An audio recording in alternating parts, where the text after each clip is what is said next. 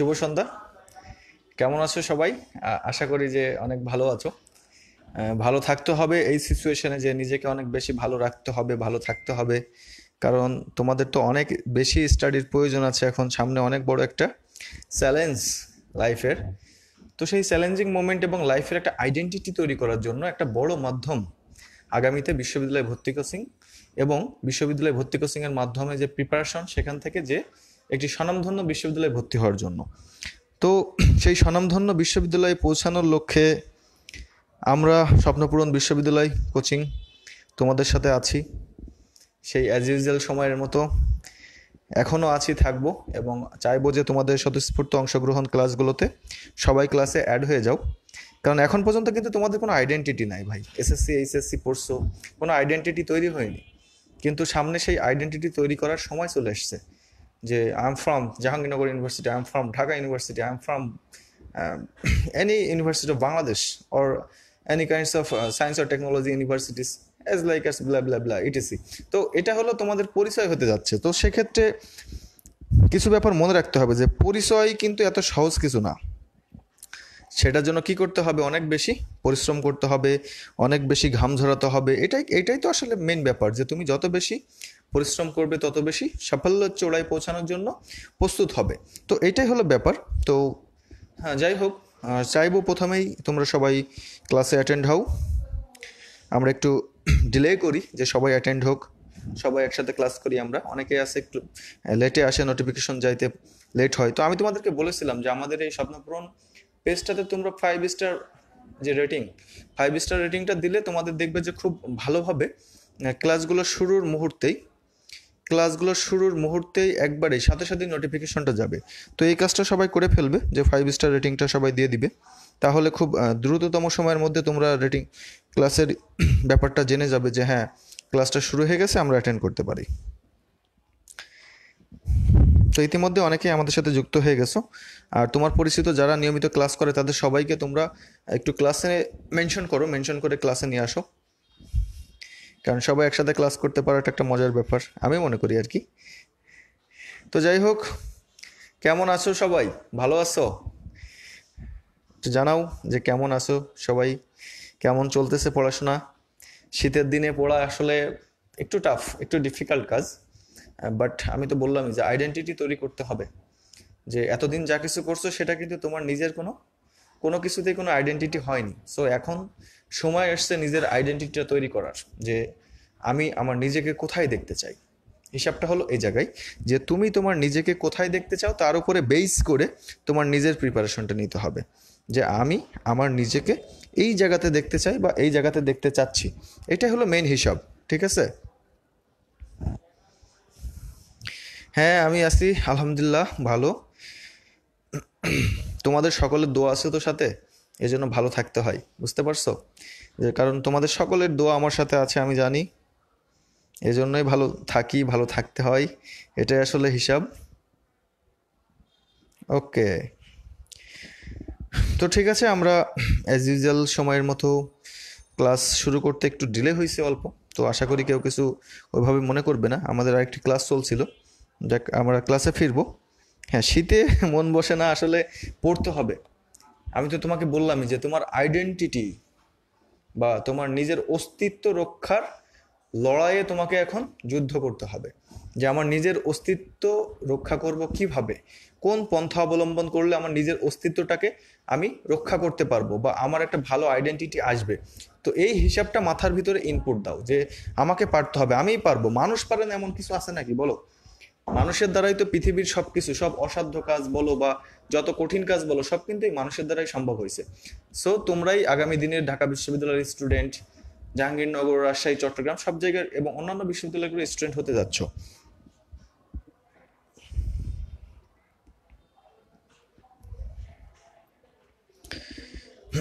তো ঠিক আছে, আমরা টপিক্সে ফিরে আসি। আজকের ক্লাস সাধারণ জ্ঞান ক্লাস নিব। ক্লাসটা কোন টপিক্সের উপরে সবই বলবো। এত উদ্গ্রীব হওয়ার মতো কিছু নেই আমার ক্লাসে। আমি সবসময় একটু ধীরে ধীরে আগাইতে পছন্দ করি, কিন্তু এমন কিছু শেখাবো যেটা তোমার পরীক্ষার জন্য খুবই গুরুত্বপূর্ণ এবং পরীক্ষাতে আসবেই, এটা মাস্ট। তো কে কোথায় থেকে জয়েন করতেছো ভাইয়া? কে কোথা থেকে জয়েন করতেছো? অনেকে আছে আমার এখানে, অনেক স্টুডেন্ট আছে আমার বিভিন্ন কোচিংয়ের, আমি যে কোচিং ক্লাস নিতাম বিভিন্ন ব্রাঞ্চের স্টুডেন্ট আছে, বাইরের অনেক অপরিচিত স্টুডেন্ট আছে। সো কে কোথা থেকে জয়েন করতেছো একটু বলে দাও আর আমি ক্লাস শুরু করব।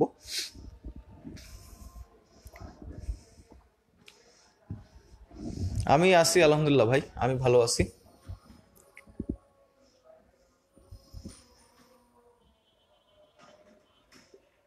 কে কোথা থেকে জয়েন্ট হচ্ছে একটু সবাই জানিয়ে দাও।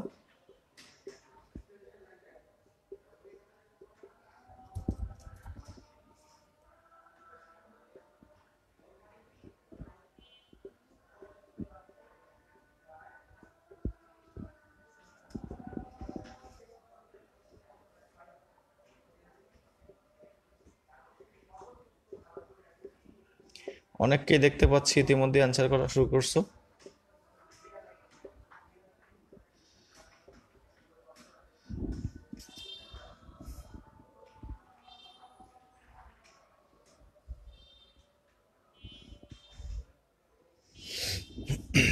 আজকের ক্লাসের মেইন বিষয়গুলো, আমি যে বিষয়গুলো নিয়ে আজকে পড়বো, তোমরা কি বোর্ডটা দেখতে পারতেছো? একটু দেখো সবাই যে আমি যে লেখাগুলো লিখেছি সেই বিষয়গুলো কি দেখা যায় কিনা।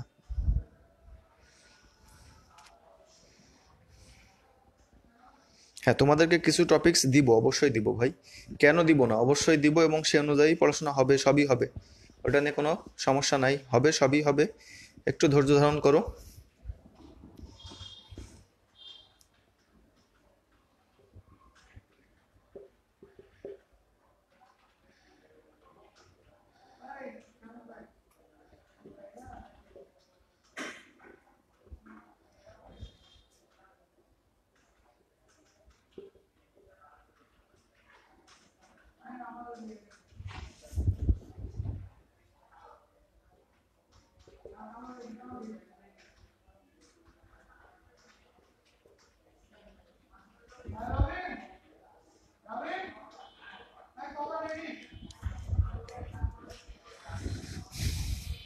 দেখতে পাচ্ছ সবাই আমি যা যা লিখতেছি? এটা কি দেখা যায় যে আমি কি কি লিখতেছি এখানে? আশা করি যে দেখা যাবে।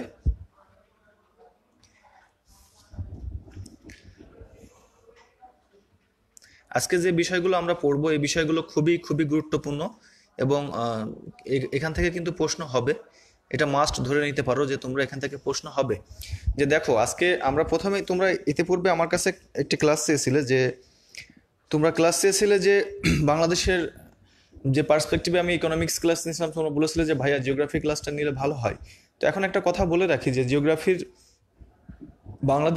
বাংলাদেশের পরিস্থিতি, অবস্থান, আয়তন, এই ধরনের ক্লাসগুলো কিন্তু আমাদের আব্দুর রহমান শ্রাবণ স্যার নিয়ে নিছেন অলরেডি। এজন্য এর বাইরে থেকে এর বাইরে থেকে যা কিছু করানো প্রয়োজন আমি সেগুলোই অ্যাড করছি, যাতে তোমাদের একই পড়া দুইবার পড়ে সময় নষ্ট না হয়, নতুন কিছু শিখতে পারো।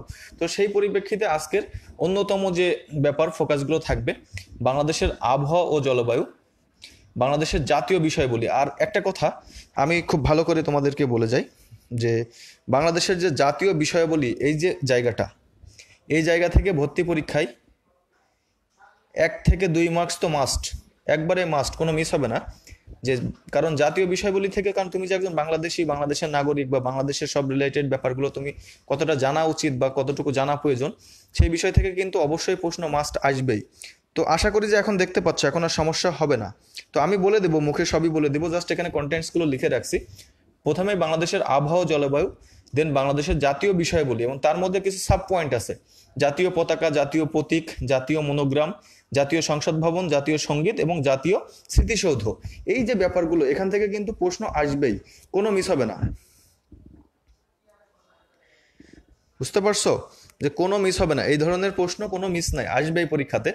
আর এর পাশাপাশি আরেকটা বিষয় আজকে আমরা জানবো সর্বশেষ, সেটা হলো বাংলাদেশের প্রাচীন জনপদ। এখান থেকেও একটা প্রশ্ন আসে, এবং সেটা সবার কাছে একটু দুর্বোধ্য মনে হয়, এটা খুব সহজ করে আজকে শিখিয়ে দিব। বাংলাদেশের প্রাচীন জনপদ, এবং এখান থেকে একটা প্রশ্ন আসেই। সো এই জায়গাটাও একটু ক্লিয়ারলি আজকে বুঝিয়ে দেবো ম্যাপিংয়ের মাধ্যমে, যাতে তোমাদের নেক্সট টাইম আর কোনো ভুল না হয়। বুঝতে পারছো? তো এখন দেখো আমি যে টপিকসগুলো লিখছি তার উপরে, হ্যাঁ আইসিটি ক্লাস হবে, এটা নিয়ে টেনশনের কিছু নাই। এখন দেখো আমরা ফিরে আসি আমাদের ক্লাসে। প্রথমে আমরা আলোচনা করব বাংলাদেশের আবহাওয়া জলবায়ু।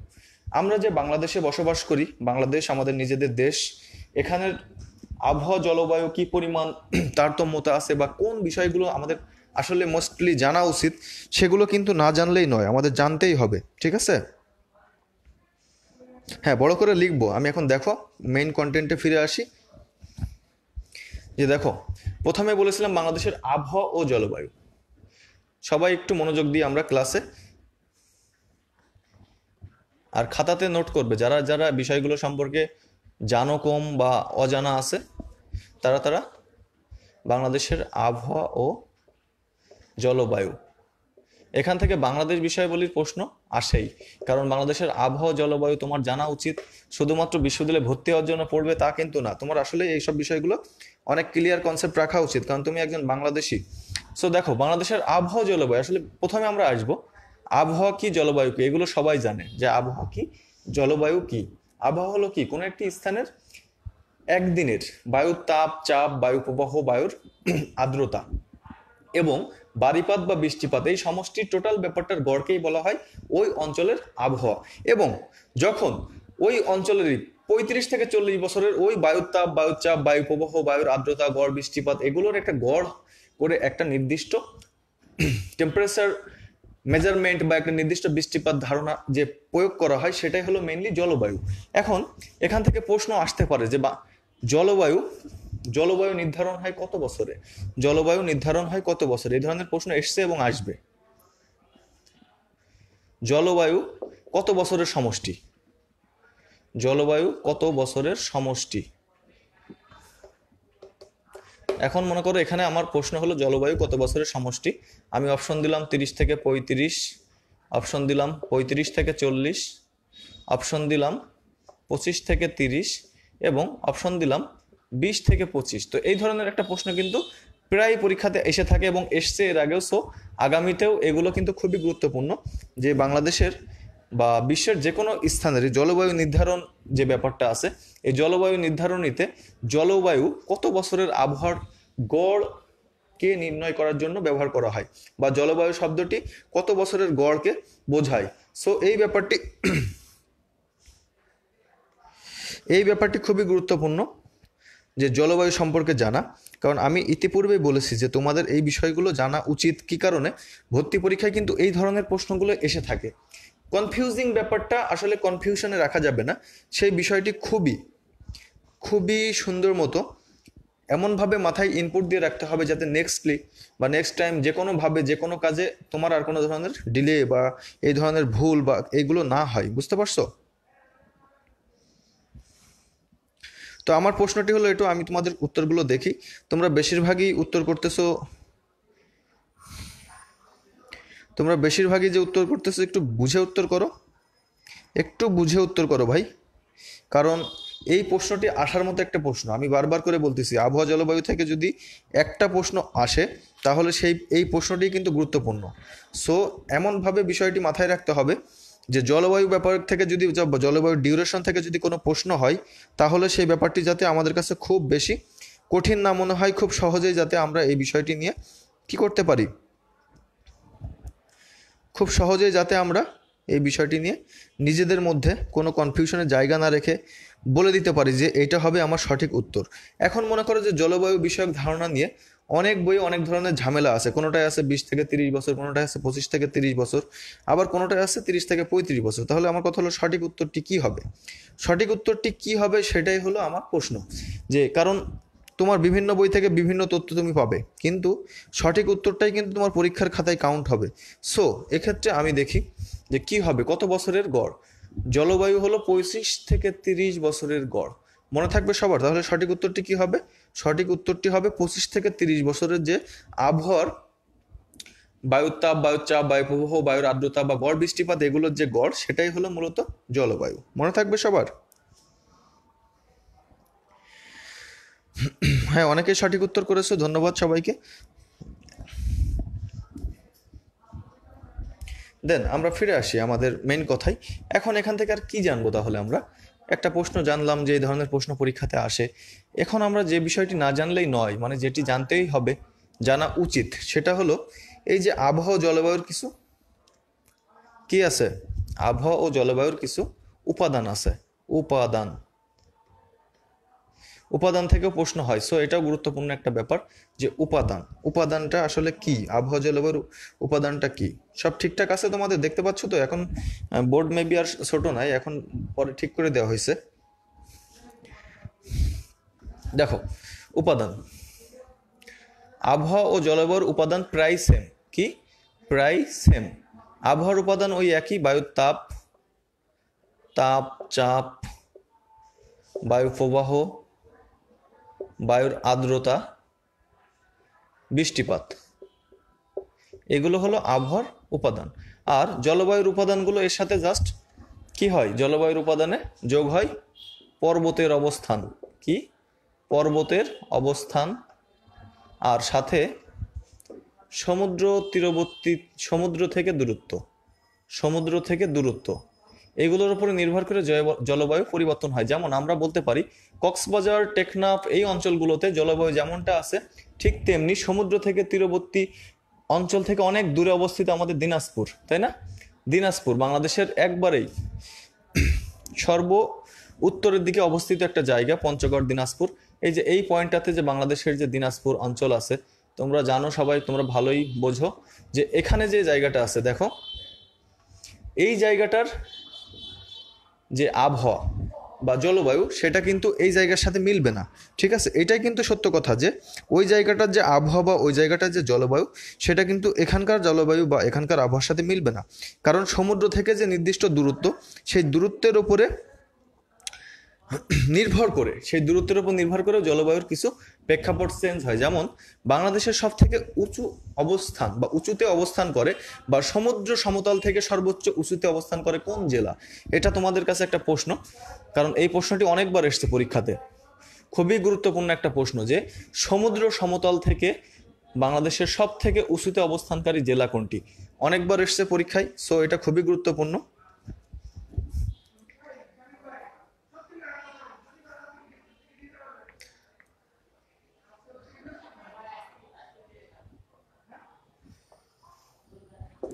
সমুদ্র সমতল থেকে সব থেকে উঁচুতে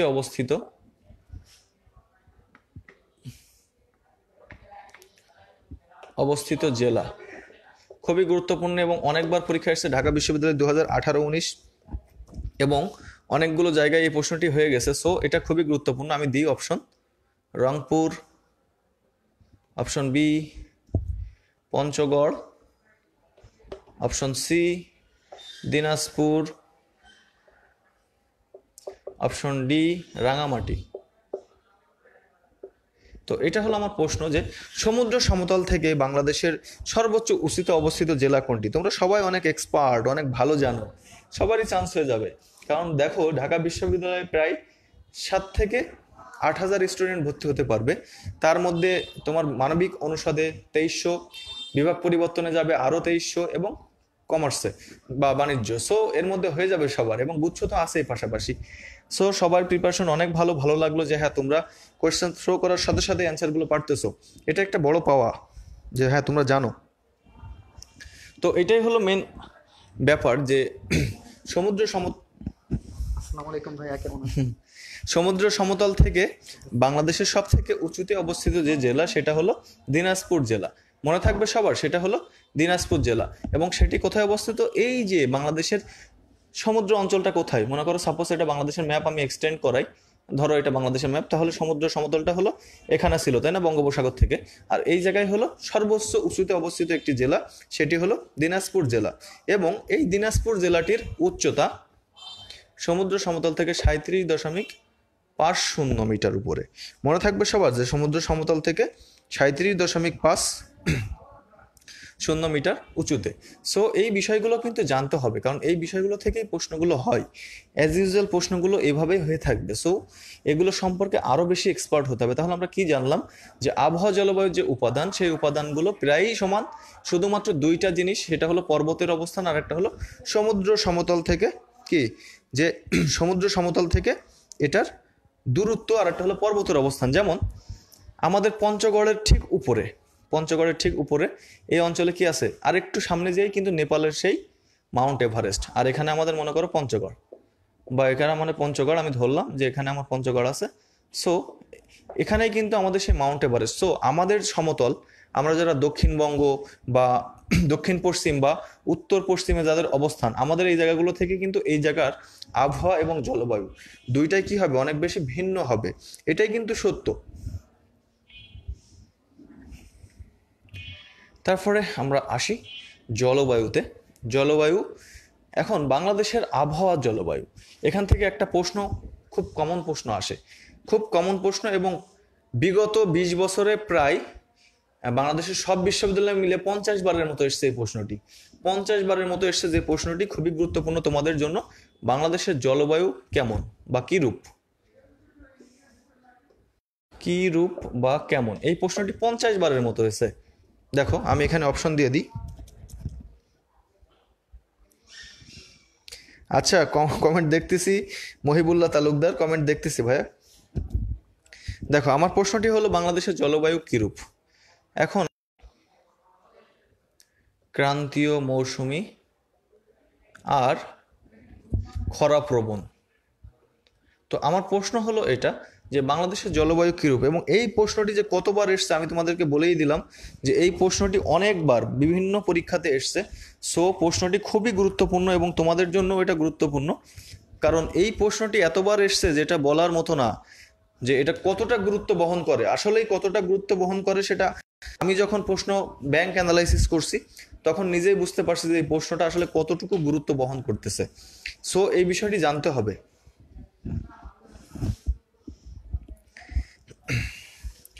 অনেকে অনেক ধরনের উত্তর দিচ্ছ, যে ক্রান্তীয়, কেউ নাতিশীতোষ্ণ, কিন্তু সঠিক উত্তরটি তো শিখতে হবে ভাইয়া। সঠিক উত্তরটি না শিখলে তো ঝামেলা, তাই না? যে সঠিক উত্তরটা কি, বাংলাদেশের জলবায়ু কিরূপ, মৌসুমী জলবায়ু, নাতিশীতোষ্ণ জলবায়ু, খরাপ্রবণ নাকি ক্রান্তীয় মৌসুমী, এটার ভিতরে কোনটি হবে সঠিক উত্তর? হ্যাঁ, বিলার ঠিক হয়ে যাবে, একটু নেট প্রবলেম হয়েছে হয়তো, আশা করি থাকবে না, এটা ঠিক হয়ে যাবে। আচ্ছা আমি অপশনগুলো বলে দিই। বাংলাদেশের জলবায়ু কিরূপ, আমি অপশন দিয়েছি মৌসুমী জলবায়ু, নাতিশীতোষ্ণ, ক্রান্তীয় মৌসুমী, আর একটা হলো খরাপ্রবণ। আমার প্রশ্নটি যেটা, সেটা অনুযায়ী তোমাদের অ্যান্সারগুলো, একটু নেট প্রবলেম হচ্ছে মনে হয়, আমি দেখি ঠিক করে ফেলি। এখন কি ঠিক আছে? মনে হয় ঠিক আছে, দেখো।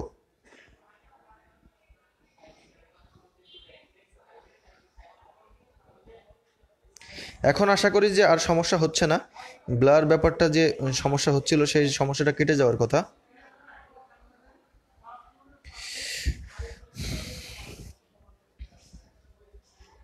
তো তোমরা যে অ্যান্সারগুলো করছো দেখা যাচ্ছে যে বেশিরভাগই অ্যান্সার ভুল হয়েছে। সবাই দিচ্ছ নাতিশীতোষ্ণ, আবার অনেকে বলতেছো মৌসুমী জলবায়ু, কিন্তু ব্যাপারটা আসলে কিন্তু এটা না, ব্যাপারটা এটা না। সো তোমাদের একটু সচেতন হতে হবে, কারণ পরীক্ষাতে কিন্তু আসার মতো একটা প্রশ্ন এটা।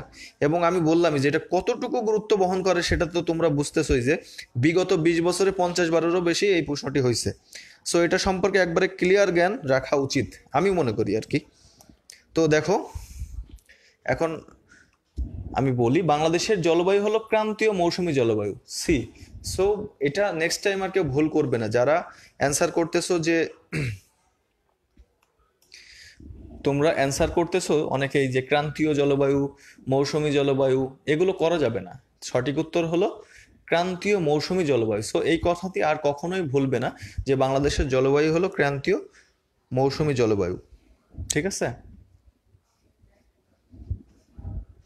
দেন আমরা ফিরে আসব আমাদের বাংলাদেশের আবহাওয়া এবং জলবায়ুর মধ্যে কিছু ব্যাপার আছে, যেমন বাংলাদেশের উষ্ণতম এবং শীতলতম যে ব্যাপারটা আছে, এখান থেকেও প্রশ্নগুলো অনেকবার হয়।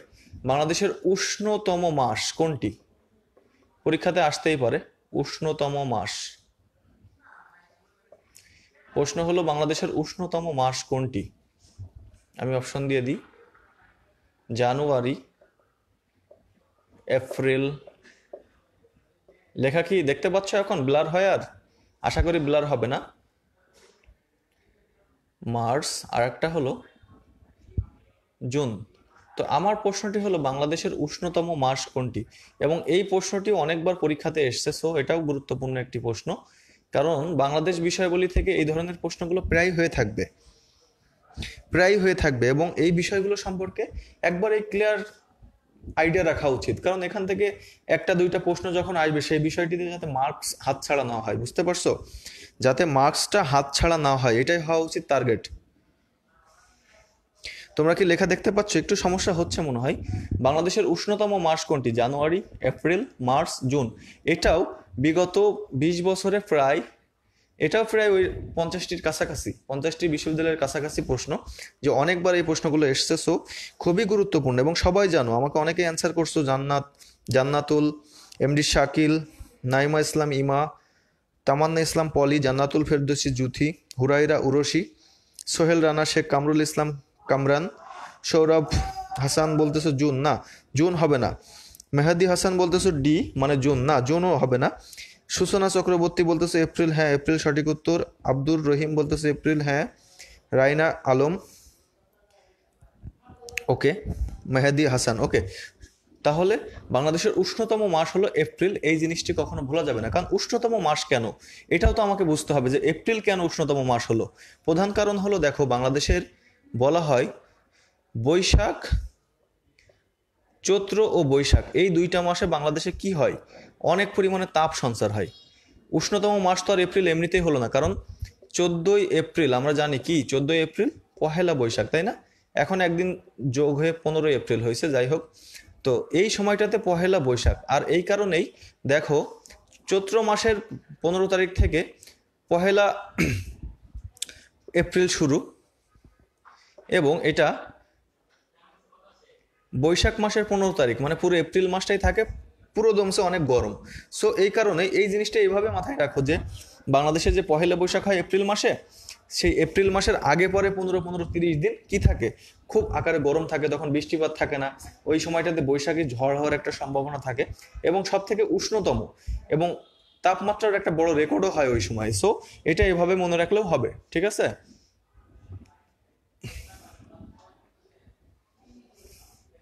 দেন এটাই যদি আমি একটু চেঞ্জ করে দিই, কারণ এই প্রশ্নটিও খুবই গুরুত্বপূর্ণ, আসার মতো একটি প্রশ্ন। একটু চেঞ্জ করে যদি আমি বলি শীতলতম, একটু চেঞ্জ করে যদি আমি বলি বাংলাদেশের শীতলতম মাস,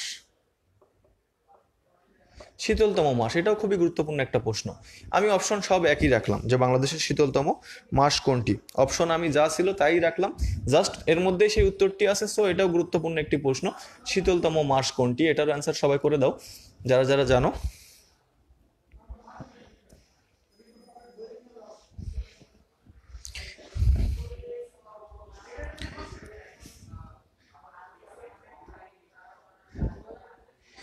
আমার প্রশ্নটি হলো বাংলাদেশের শীতলতম মাস কোনটি। সো এটাও অনেক গুরুত্বপূর্ণ একটা প্রশ্ন, কারণ এই প্রশ্নটি অনেকবার পরীক্ষাতে এসছে। এটার অ্যান্সার সবাই করে দাও। আমি অপশন এখানে দিয়েই দিয়েছি, এতে জানুয়ারি, বিতে এপ্রিল, সিতে মার্চ, ডিতে জুন। দেন আমরা জানবো বাংলাদেশের যে উষ্ণতম শীতলতম এই যে জায়গাগুলো ব্যাপারগুলো আছে, এর মধ্যে কিছু কিছু ব্যাপার আছে, যেমন স্থান ভেদে বাংলাদেশের কি হয়, জলবায়ুর বা তাপমাত্রার কিছু তারতম্য আছে। সো এই বিষয়টা কিন্তু অনেক গুরুত্বপূর্ণ যে স্থান ভেদে তারতম্য হয়। যেমন বাংলাদেশের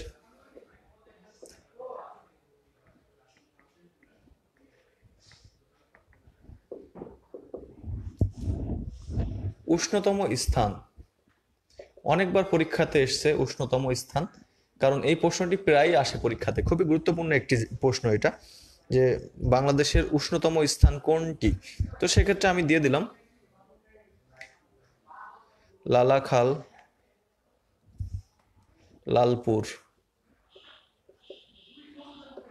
লালপুর, নাটোর, আর লালাখাল সিলেট, সরি। তো আমার প্রশ্নটা হলো যে এইটাই, যে বাংলাদেশের উষ্ণতম স্থান কোনটি, মানে সব থেকে গরম থাকে কোন অঞ্চলটা। খুবই গুরুত্বপূর্ণ একটা প্রশ্ন এটা, অনেকবার পরীক্ষাতে এসছে এবং আগামীতেও আসবে, কোনো কনফিউশন নাই, এটা আসবেই, কোনো মিস নাই। ঠিক আছে, আর অপশন দিলাম না, দুইটাই দিলাম, কারণ তোমরা সবাই জানো আর বিষয়গুলো অনেক সহজ। কিন্তু এই প্র্যাকটিসগুলো থাকা উচিত, এই প্র্যাকটিসগুলো থাকতে হবে, কারণ সবাই ভালো করেই জানো practice makes a man perfect. So যত বেশি প্র্যাকটিস করবে, জানা জিনিস হোক, কিন্তু প্র্যাকটিস করতে হবে, জানতে হবে, অ্যাপটিটিউড টেস্টগুলোতে কিভাবে ভালো করা যায় সেই ব্যাপারটা বুঝতে হবে, তাহলে না বিশ্ববিদ্যালয়ে ভর্তি পরীক্ষা ভালো করতে পারবে। বুঝতে পারছো? উষ্ণতম স্থান হলো সিলেট, নাটোরের লালপুর। সবাই সঠিক উত্তরটাই দিছে, যে হ্যাঁ সবাই জানে, আমিও জানি যে তোমরা সবাই খুব ভালো করে এটা জানো। তারপরে যদি আমি এখানে জাস্ট শীতলতম স্থান বসাই দিই, তাহলে ঠিক তার বিপরীত, তাই না? যে শীতলতম স্থান কোথায়? লালাখান, সিলেট। খুবই গুরুত্বপূর্ণ একটা জায়গা, যে বাংলাদেশের সব থেকে শীতলতম স্থান সিলেট, লালাখান সিলেট। সো বা লালখান সিলেট যেটাই আমরা বলি, এটাই হলো সঠিক উত্তর। সো এটা নিয়ে আর কোনো কনফিউশন আমাদের থাকবে না আশা করি। খুবই সহজ এবং খুবই গুরুত্বপূর্ণ পরীক্ষার জন্য। আর সাধারণ জ্ঞানে আমি বারবার বলি, ঢাকা বিশ্ববিদ্যালয়ের সাধারণ জ্ঞানে যে মার্কসটা আছে, কারণ 40 পরীক্ষা প্রশ্ন দিতে পরীক্ষা হইলে 13 থাকবে সাধারণ জ্ঞানে প্রিলি, 13 থাকবে রিটেন। সো এই 13 26 মার্কসে যদি তুমি 20+ মার্কস পাও, আশা করি যে তোমার চান্স কেউ ঠেকাইতে পারবে না, হবেই। Chance must, chance must. So এই বিষয়টাও কিন্তু এক্সট্রা ফোকাসের দিকে রাখতে হয়। তো আমি আশা করি যে সবাই এখানে ভালো করবে, কারণ বাংলা এবং ইংলিশ এই বিষয়গুলোতে কিন্তু একটু ব্যাপার আছে যে তোমার সাবজেক্টিভ ব্যাপারগুলো টানা হয়। সো সাবজেক্টিভ ব্যাপারগুলো টানা হইলে তখন তুমি কি করতে পারবে? ইজিলি বাংলাতে ভালো করতে পারবে, ইজিলি ইংলিশে একটা ফোকাস রাইটিং বা যেটাই হোক, যেটাই আসুক গ্রামার থেকে, সেগুলো তুমি পারবে।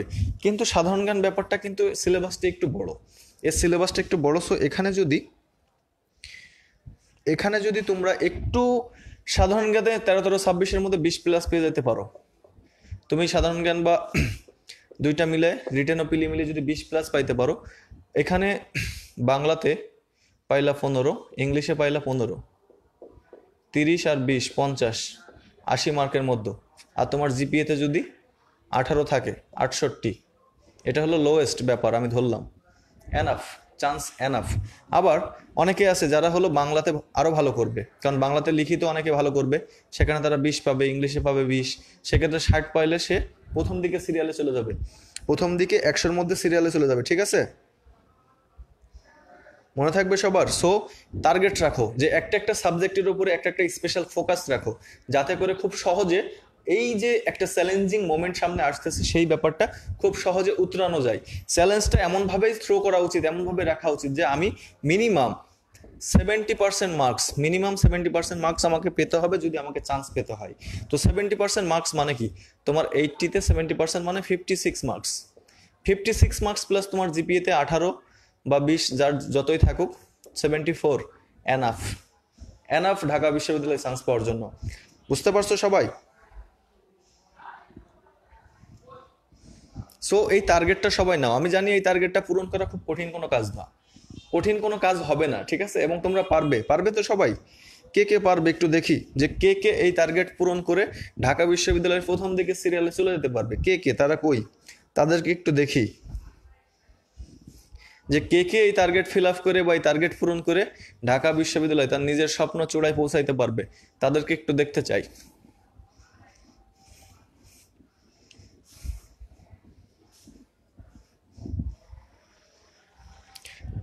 নীলাদ্রি জাহান আমাদেরকে বলতেছে ইনশাল্লাহ, এমডি নাইম বলতেছে ইনশাল্লাহ, সুরভি বলতেছে ইনশাল্লাহ, নুসরাত শামিমা, নাইমা ইসলাম ইমা, শেখ কামরুল ইসলাম কামরান,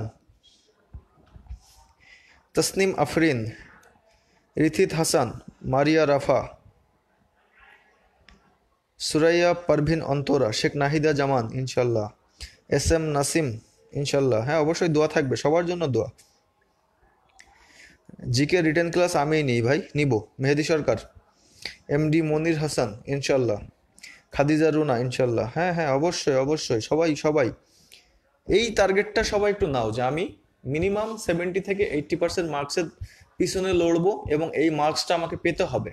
70% মার্কস পেলে বিশ্বাস করো তোমার চান্স হবেই হবে মাস্ট, এবং তুমি প্রথম 500-এর মধ্যে থাকবে, কোনো মিস নাই। এবং তুমি প্রথম 500-এর মধ্যে থাকবে, কোনো মিস নাই। আর একটু ভালো করতে পারলে 100-এর মধ্যে ঢুকে যাবে এবং পছন্দের মধ্যে একটা সাবজেক্ট নিয়ে পড়তে পারবে। এর থেকে ভালো আর কি অপশন আছে বলো? সাকিবুল আলম সাকিব বলতেছে হ্যাঁ পারবই, সবাই পারবে ইনশাল্লাহ। সোহেল রানা, এমডি মাহমুদ, লাবণী ইকতার তিন্নি, তাইজুল ইসলাম, নাজমুল হাসান, সবাই পারবে, সবাই পারবে, এটাই হলো চাওয়া। গরম লাগতেছে, খুবই গরম। যাই হোক,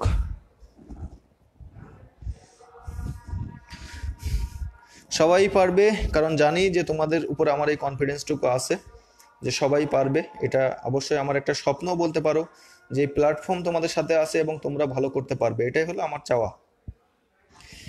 ওকে, তাহলে আবহাওয়া জলবায়ুর এই বিষয়টি থেকে আমরা অত বেশি ডিটেলস পড়বো না, যতটুকু ঠিক দরকার ততটুকুই পড়লাম।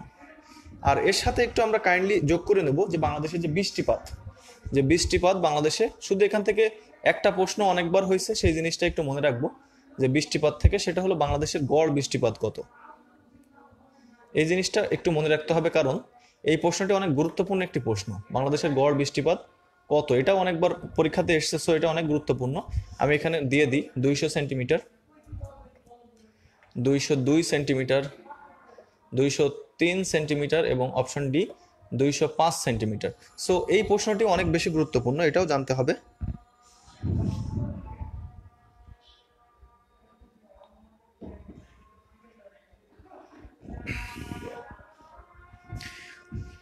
এটা অবশ্যই জানতে হবে, কারণ এই প্রশ্নটি অনেকবার এসছে এবং আসবে আগামীতে। সো যেহেতু আসবে, সেহেতু এগুলো অবশ্যই জানতে হবে যে বাংলাদেশের গড় বৃষ্টিপাত কত, 203 সেন্টিমিটার।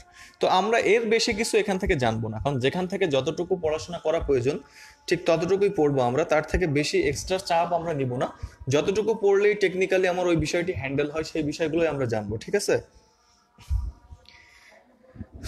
দেন বড় একটা জায়গায় আমরা আইবো, বাংলাদেশের জাতীয় বিষয়াবলী।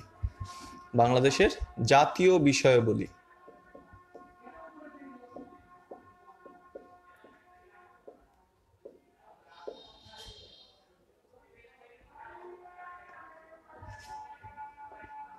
খুবই গুরুত্বপূর্ণ এবং বারবার বলে রাখি, এই জায়গা থেকে প্রশ্ন মাস্ট আসবেই। 2 থেকে 3টা প্রশ্ন এখান থেকে আসে এবং আগামীতেও আসবে, প্রিভিয়াস ইয়ারেও এসছে এবং আগামীতেও আসবে। সো এটা নিয়ে একটু বেশি ডিপলি পড়াশোনা করতে হবে। পড়াশোনাটা সহজ, এই রিলেটেড পড়াশোনাটা আসলেই সহজ। বাংলাদেশের জাতীয় বিষয়বলী নিয়ে পড়াশোনা অনেক সহজ, কারণ আমরা আমাদের ন্যাশনালিটি বাংলাদেশি, আমরা বাংলাদেশি হিসেবে আমাদের যে জাতীয় বিষয়বলী আছে সবগুলো সম্পর্কে একটু ভালো ধারণা রাখতে হবে, এবং এখান থেকে কিন্তু প্রশ্ন আসবে। আমি বারবার বলে রাখি যে এখান থেকে প্রশ্নগুলো আসবেই, কোনো মিস নাই, কোনো মিস হবে না।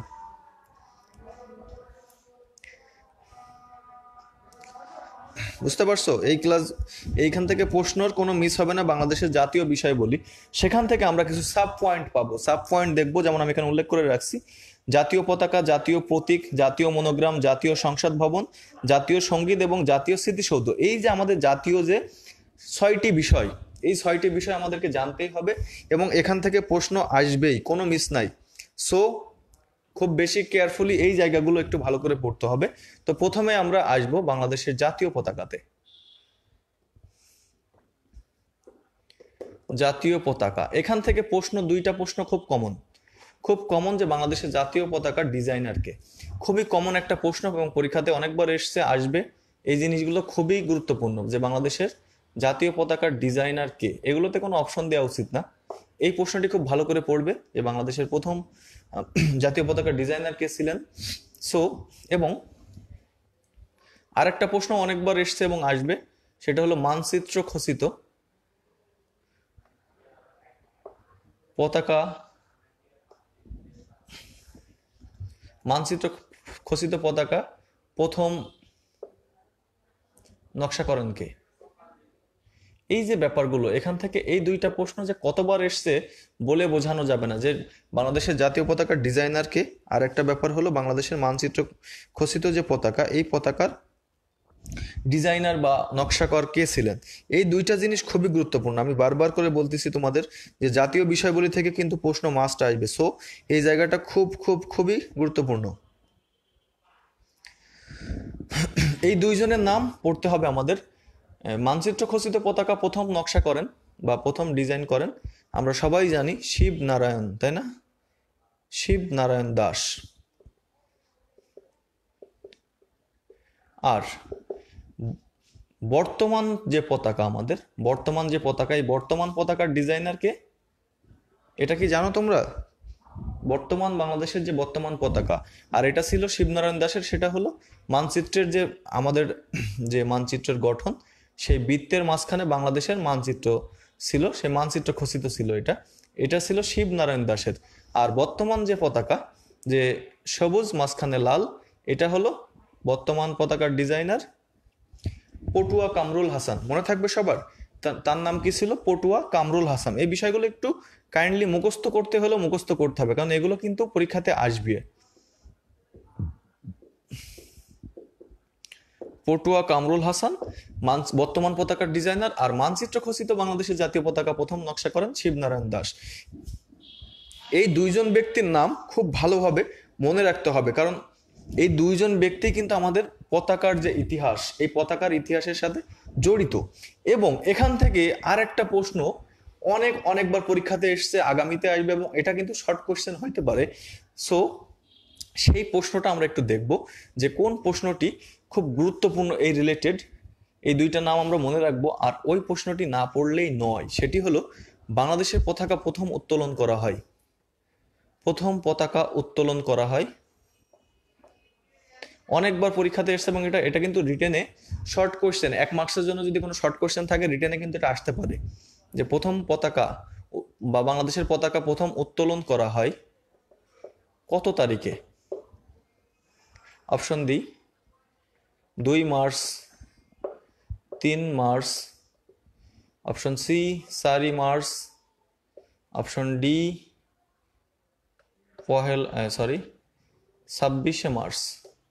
তো আমার প্রশ্ন হলো এইটাই, যে প্রথম বাংলাদেশের পতাকা উত্তোলন করা হয় কত তারিখে। এই প্রশ্নটি কিন্তু আসার মতো একটা প্রশ্ন। সো খুবই গুরুত্বপূর্ণ একটা প্রশ্ন এটা, যে বাংলাদেশের পতাকা প্রথম উত্তোলন করা হয় কত তারিখে। এবং বাংলাদেশের জাতীয় পতাকা প্রথম যিনি ডিজাইন করেন, জেমস রেনেল। এনার নামটাও একটু মনে রাখতে হবে, যে বাংলাদেশের পতাকা প্রথম নকশা করেন জেমস রেনেল। এই তিনটা নাম, জেমস রেনেল, পটুয়া কামরুল হাসান এবং শিবনারায়ণ দাস, এই তিনজনের নাম মনে রাখলেই পতাকা থেকে যে নাম, এগুলো মনে রাখা সহজ। এবং এর পাশাপাশি প্রথম কত তারিখে বাংলাদেশের পতাকা উত্তোলন করা হয়, অ্যান্সারগুলো বলো, তোমরা সবাই বলতেছো। সো এটা তারপর আমি বলে দিই। সবার উত্তরগুলো দেখতেছি সবাই জানে, সবাই অনেক ভালো ভালো পারে, এটা বোঝা যাচ্ছে যে হ্যাঁ সবাই অনেক ভালো পারে। 2 মার্চ প্রথম পতাকা উত্তোলন করা হয়, 2 মার্চ। এবং সবাই মোটামুটি সঠিক উত্তরটি দিয়েছে। এবং 2 মার্চের সাথে আরেকটা জিনিস আমরা জেনে নিব, যে 2 মার্চ হলো বাংলাদেশের পতাকা দিবস। কি দিবস? পতাকা দিবস। এই জিনিসটা আমরা এখানে অ্যাড করে মনে রাখবো, যে বাংলাদেশের পতাকা দিবস কত তারিখে? 2 মার্চ, যেদিন প্রথম পতাকা উত্তোলন করে। আর একটা বিষয় খুবই গুরুত্বপূর্ণ, যে বাংলাদেশের প্রথম পতাকা উত্তোলনকারীর নাম কি? প্রথম পতাকা উত্তোলনকারীর নাম কি, বা বাংলাদেশের জাতীয় পতাকা প্রথম উত্তোলন করেন কে? খুবই গুরুত্বপূর্ণ একটা প্রশ্ন এটাও, যে বাংলাদেশের জাতীয় পতাকা প্রথম উত্তোলন করেন কে, বা উত্তোলনকারী কে? এই নামটাও অনেকবার পরীক্ষাতে এসছে, আগামীতেও আসবে, আসার জন্য খুবই গুরুত্বপূর্ণ।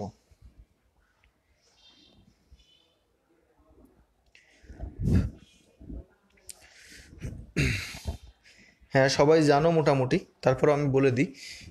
প্রথম উত্তোলনকারীর নাম হলো আসাম আব্দুর রব। কি ছিল? আসাম আব্দুর রব। ইনি ছিলেন কি? ঢাকা বিশ্ববিদ্যালয়ের ডাকসুর ভিপি। ঢাকা বিশ্ববিদ্যালয়ের ডাকসুর ভিপি ছিলেন আসাম আব্দুর রব। ইনিই প্রথম বাংলাদেশের পতাকা উত্তোলন করেন 2 মার্চ 1971। আর এখান থেকে একটু জটিল প্রশ্ন হলে কি ধরনের প্রশ্ন হতে পারে সেটা আমি একটু তোমাদেরকে দেখাই দিই। সেটা হলো, একটু জটিল যদি প্রশ্ন হয় তাহলে প্রশ্নটি হবে এমন, যে জাতীয় সঙ্গীত পরিবেশনের মাধ্যমে, জাতীয় সঙ্গীত পরিবেশনের মাধ্যমে প্রথম পতাকা উত্তোলন হয়, প্রথম পতাকা। এটা হলো একটু কঠিন প্রশ্ন, অতটা কঠিন না, একটু কঠিন প্রশ্ন, বুঝতে পারছো? প্রথম পতাকা উত্তোলন হয় কত তারিখে? এটা কিন্তু অতটা কঠিন প্রশ্ন না, একটু কঠিন প্রশ্ন। সো আমরা সবাই এটাও অনেক ভালো করে জেনে নিব। এখানে আমি অপশন দিয়ে দিই, 2 March, option B 3 March, option C 8 March, option D 7 March. তো আমার প্রশ্ন হলো, আমরা এতক্ষণ ছিলাম যেখানে, সেখান থেকে একটু বেরিয়ে এসে এখন আমাদের প্রশ্ন যে জাতীয় সঙ্গীত পরিবেশনের মাধ্যমে প্রথম পতাকা উত্তোলন হয় কত তারিখে। খুবই গুরুত্বপূর্ণ একটা প্রশ্ন এটাও, এই জন্যই আমি তোমাদের কাছে প্রশ্নটি থ্রো করছি এবং সকলের অ্যান্সারগুলো অবশ্যই চাই যে সো এই বিষয়গুলো নিয়ে কোনো ধরনের কোনো কনফিউশন থাকা যাবে না। 7ই মার্চ বা 8ই মার্চ এই রিলেটেড অ্যান্সার যারা দিচ্ছ তারা ভুল করা যাবে না, কখনোই ভুল করা যাবে না। আমি বারবার বলছি যে এই বিষয়গুলো নিয়ে অনেক বেশি কনসার্ন হতে হবে, কারণ এইসব প্রশ্ন কিন্তু শুধুমাত্র যে এমসিকিউ এর জন্য গুরুত্বপূর্ণ তা কিন্তু না। লিখিততে এখান থেকে প্রশ্ন হইতে পারে শর্ট কোশ্চেন হিসেবে যে বাংলাদেশের জাতীয় সঙ্গীত পরিবেশনের মাধ্যমে প্রথম পতাকা উত্তোলন হয় কত তারিখে। তখন তোমাকে কি উত্তর দিবে তুমি যদি এক্সাক্ট উত্তর না জানো। আর এখন থেকে সবাই, আমি এর আগের ক্লাসগুলোতেও বলেছি যে আমাদের উচিত কি এখন, আমাদের ইমাজিনেশন যে ইমাজিনেশন পাওয়ারটাকে আমরা থ্রো করব, ফেলে দিব একবারেই বাদ। কোনো ইমাজিন আমরা করব না। ইমাজিন না করে আমরা জাস্ট অপশন না দেখে কিভাবে শেখা যায়, কারণ বারবার করে বলি তোমাদের কিন্তু লিখিত আছে, লিখিততে ভালো করতে হলে কোনো ইমাজিনেশন নিয়ে লিখিত পরীক্ষা ভালো হবে না। বুঝতে পারছো সবাই যে লিখিত পরীক্ষায় কিন্তু ইমাজিনেশন নিয়ে গেলে পরীক্ষা ভালো হবে না। লিখিততে কোনো ইমাজিনেশন নিয়ে যাওয়া যাবে না। লিখিত পরীক্ষায় বসতে হলে একবারে পূর্ণাঙ্গ তথ্য নিয়েই বসতে হবে যে যেটা আর সেটা আমি পারবো। সো এগুলো কিন্তু কোনো ইমাজিনেশন নিয়ে রাখা যাবে না। তো জাতীয় পতাকা প্রথম উত্তোলন হয় 2 মার্চ, আর জাতীয় সঙ্গীত সহ 3 মার্চ। কোনো ইমাজিনেশন নিয়ে আমরা যাব না, আমরা একবারেই ইন ডিটেইলসটা জেনে তারপরে আমরা পরীক্ষার হলে বসবো, কারণ আমাদের এমসিকিউ এর পাশাপাশি অনেক বেশি গুরুত্বপূর্ণ একটা অংশ হয়ে থাকবে লিখিত বিষয়টি। সো সেই ক্ষেত্রে কি হবে যে শর্ট একটা কোশ্চেন যদি আসে বা সংক্ষিপ্ত একটা প্রশ্ন যেটাতে 1 মার্কস বরাদ্দ, সেখানে যদি সরাসরি একটা প্রশ্ন করে যে জাতীয় সঙ্গীত পরিবেশনের মাধ্যমে প্রথম পতাকা উত্তোলন হয় কত তারিখে, আমরা যাতে খুব সহজে করতে পারি যে 3 মার্চ 1971। বুঝতে পারছো ভাই? সহজ বিষয়, জাস্ট আমাদের একটু স্টাডিটা করতে হবে। হ্যাঁ, একটু ঝাপসা হয়ে গেছিল, ব্লার হয়ে গেছিল, এখন ঠিক আছে। এখন কি ঠিক আছে? একটু দেখো সবাই।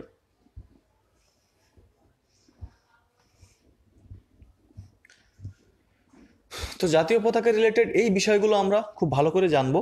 দেন আমরা আসবো আমাদের পরবর্তী যে কন্টেন্টস আমি সিলেক্ট করে রাখছিলাম, বাংলাদেশের জাতীয় প্রতীক। জাতীয় প্রতীক খুবই গুরুত্বপূর্ণ পরীক্ষাতে আসার জন্য।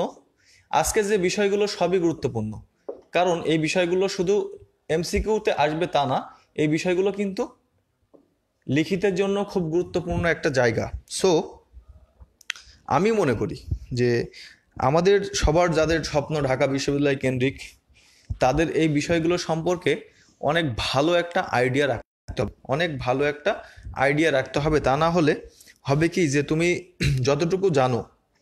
যতটুকু জানো সেই বিষয়টা ওখানে অ্যাপ্লাই করতে পারবে না। ইমাজিনেশন নিয়ে কোনো পরীক্ষার হলে আমরা যাব না। আমাদের একটাই কথা, ইমাজিনেশন নিয়ে আমরা পরীক্ষার হলে কখনোই যাব না। এটাই হলো আমাদের একমাত্র লক্ষ্য হতে হবে, ঠিক আছে? তো জাতীয় প্রতীক, বাংলাদেশের জাতীয় প্রতীকের ডিজাইনার খুবই সহজ। ডিজাইনার কে, এবং এই বিষয়টা খুবই সহজ এবং গুরুত্বপূর্ণ। বাংলাদেশের জাতীয় পতাকা ও প্রতীক দুইটারই একই জন ডিজাইনার, মানে বর্তমান যে জাতীয় পতাকা এবং বর্তমান যে জাতীয় প্রতীক দুইটারই ডিজাইনার একই ব্যক্তি। তিনি হলেন পটুয়া কামরুল ইসলাম, সরি, পটুয়া কামরুল হাসান ইসলাম না, সারনেমে ভুল করে ফেলছি। পটুয়া কামরুল হাসান খুবই গুরুত্বপূর্ণ একটা জায়গা কিন্তু, এবং মনে রাখাও সহজ যে জাতীয় প্রতীক এবং জাতীয় পতাকা একই জনের মাধ্যমে করা, বা ডিজাইনার বা রূপকার একই ব্যক্তিত্ব, ঠিক আছে?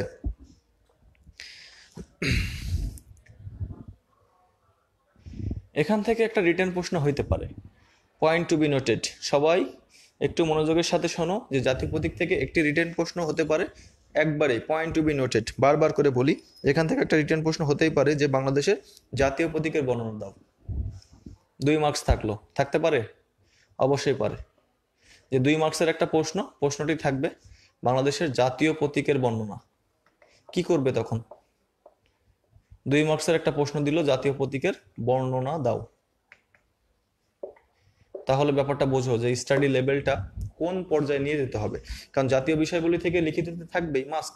সো এখান থেকে যদি 2 মার্কসের একটা প্রশ্ন করা হয় যে বাংলাদেশের জাতীয় পতাকার সরি, জাতীয় প্রতীকের বর্ণনা দাও, তাহলে কি উত্তর করবে তুমি? এটা কিন্তু বোঝার ব্যাপার যে তাহলে আমি 2 মার্কসের জন্য কি উত্তর করব, এবং এই ধরনের প্রশ্ন আসবে পরীক্ষাতে। হ্যাঁ, সবাই কমেন্ট করতেছো, আমি দেখতেছি। সবাই একটু ভালো করে নোট ডাউন করে নাও যে এই ধরনের প্রশ্ন হতে পারে, যে জাতীয় প্রতীকের বর্ণনা দাও, বাংলাদেশের জাতীয় প্রতীকের বর্ণনা দাও, এই প্রশ্ন হইতেই পারে, অস্বাভাবিক কিছু না। তো বাংলাদেশের যে জাতীয় প্রতীক, ঠিক এমন একটা গোল থাকে, তাই না? গোলের মাঝখানে শাপলা ফুল, আমি পারি না আঁকাইতে, তারপরও দেখাই। জাস্ট আমরা এটা মনে রাখবো যে মাঝখানে শাপলা ফুল, উভয় পাশে ধানের শীষ বেষ্টিত, মাঝখানে শাপলা, ধরলাম যে এটাই আমাদের জাতীয় প্রতীক। আর নিচেই তো পানি, ভাসমান পানিতে মানে ভাসমান শাপলা এবং উভয় পাশে ধানের শীষ। ঠিক আছে, এই জিনিসটা মনে রাখবো। আর এই দুইটা ব্যাপারটা, এখানে একটা পাট গাছের কুড়ি এবং দুই পাশে দুইটা স্টার বা তারকা চিহ্ন, এই জিনিসটাই জাস্ট বর্ণনা করে যদি একটা ছবি পাশে আঁকাই দিয়ে আসতে পারো, এনাফ। এনাফ 2 মার্কসের জন্য। আর ছবিটা আঁকাইতে কিন্তু আহামরি সময় লাগবে না, আমি তো পারি না, তারপরেও দেখো একটু ভালো করে দেখাই তোমাদেরকে। মনে করো এটা বাংলাদেশের একটা জাতীয় প্রতীক, দুই পাশে ধানের শীষ বেষ্টিত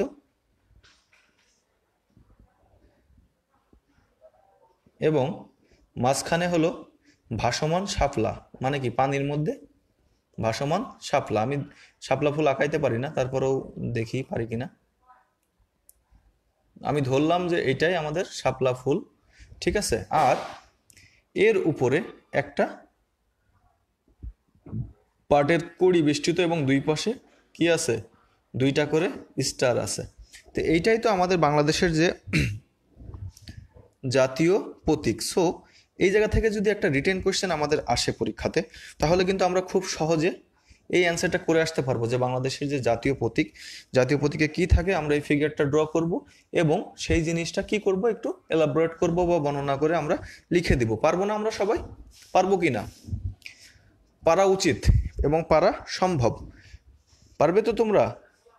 একটু জানাও আমাকে পারবে কিনা, দেখি কনফিডেন্স লেভেলটা কি পরিমাণে আছে তোমাদের। পারবে তো সবাই?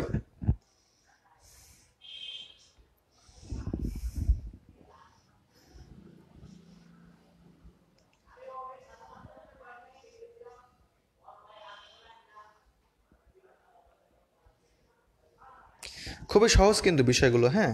পরীক্ষার সময় 1 পয়সা রাখলে সব। আচ্ছা আচ্ছা, যাই হোক, আমরা এখন যে বিষয়টিতে ছিলাম, যে জাতীয় প্রতীক থেকে কিন্তু রিটেন একটা প্রশ্ন হতেই পারে যে বাংলাদেশের জাতীয় প্রতীকের বর্ণনা দাও। তাহলে জাস্ট আমরা জাতীয় প্রতীকের যে আমাদের স্কেচ, সেটা আমরা আঁকাবো, আঁকিয়ে সেটার বর্ণনা করব, এনাফ। 2 মার্কস থাকলে সেই 2 মার্কস খুব সহজে আমরা পেয়ে যাব। বুঝতে পেরেছো সবাই?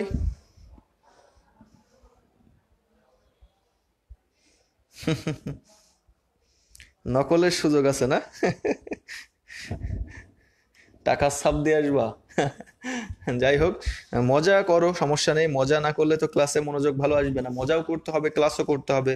মজার ছলে আমরা ক্লাস শিখবো, হ্যাঁ। তারপরে দেখো আমাদের, আমি যেটা রেখেছি সেটা হলো বাংলাদেশের জাতীয় মনোগ্রাম বা রাষ্ট্রীয় মনোগ্রাম। কি রাষ্ট্রীয় মনোগ্রাম, এটাও লিখিত পরীক্ষার জন্য গুরুত্বপূর্ণ। একটু মাথায় রাখো সবাই যে এই প্রশ্নটিও লিখিত পরীক্ষার জন্য গুরুত্বপূর্ণ এবং পাশাপাশি তো এমসিকিউ এর জন্য অবশ্যই গুরুত্বপূর্ণ। রাষ্ট্রীয় মনোগ্রামের ডিজাইনার কে, এই প্রশ্নটি অনেকবার পরীক্ষাতে এসছে, যে রাষ্ট্রীয় মনোগ্রামের ডিজাইনার, এবং এই নামগুলো স্পেসিফিকলি আমাদের মনে রাখতে হবে, হ্যাঁ, এগুলো ভুললে হবে না। রাষ্ট্রীয় মনোগ্রামের ডিজাইনার, কারণ এই প্রশ্নটি অনেকবার এসছে এবং আসবে আগামীতেও, এবং খুব সহজ, মনে রাখাও খুব সহজ, যে রাষ্ট্রীয় মনোগ্রামের ডিজাইনার হলেন এ.এন.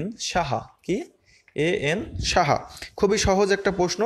হ্যাঁ, তোমরা সবাই উত্তর করতেছো, আমার ভালো লাগছে যে হ্যাঁ সবাই জানো এ.এন. সাহা। এবং এটাও কিন্তু পরীক্ষাতে আসার মতো একটা প্রশ্ন, অনেকটা রিটেন হিসেবে, যে বাংলাদেশের রাষ্ট্রীয় মনোগ্রাম বর্ণনা করো। বর্ণনা করো আসতেই পারে পরীক্ষাতে, এখানেও মনে করো 2 মার্কস থাকবে। সো তখন তুমি কিভাবে এটাকে বর্ণনা করবে যে বাংলাদেশের রাষ্ট্রীয় মনোগ্রামটা আসলে কেমন? খুবই সহজ এটাও। এটাও অনেকটা ওই রকমই, কিন্তু এটার একটু ব্যাপার আছে যে এটাও একটা বৃত্তর মাঝখানে শুধু লেখা আছে গণপ্রজাতন্ত্রী বাংলাদেশের সরকার, বাংলাদেশ সরকার। যে মনে করো এটা একটা বৃত্ত, বৃত্তর মাঝখানে আর একটা বৃত্তর মধ্যে কি থাকবে, বাংলাদেশের মানচিত্র। আমি ধরলাম যে এটা বাংলাদেশের মানচিত্র,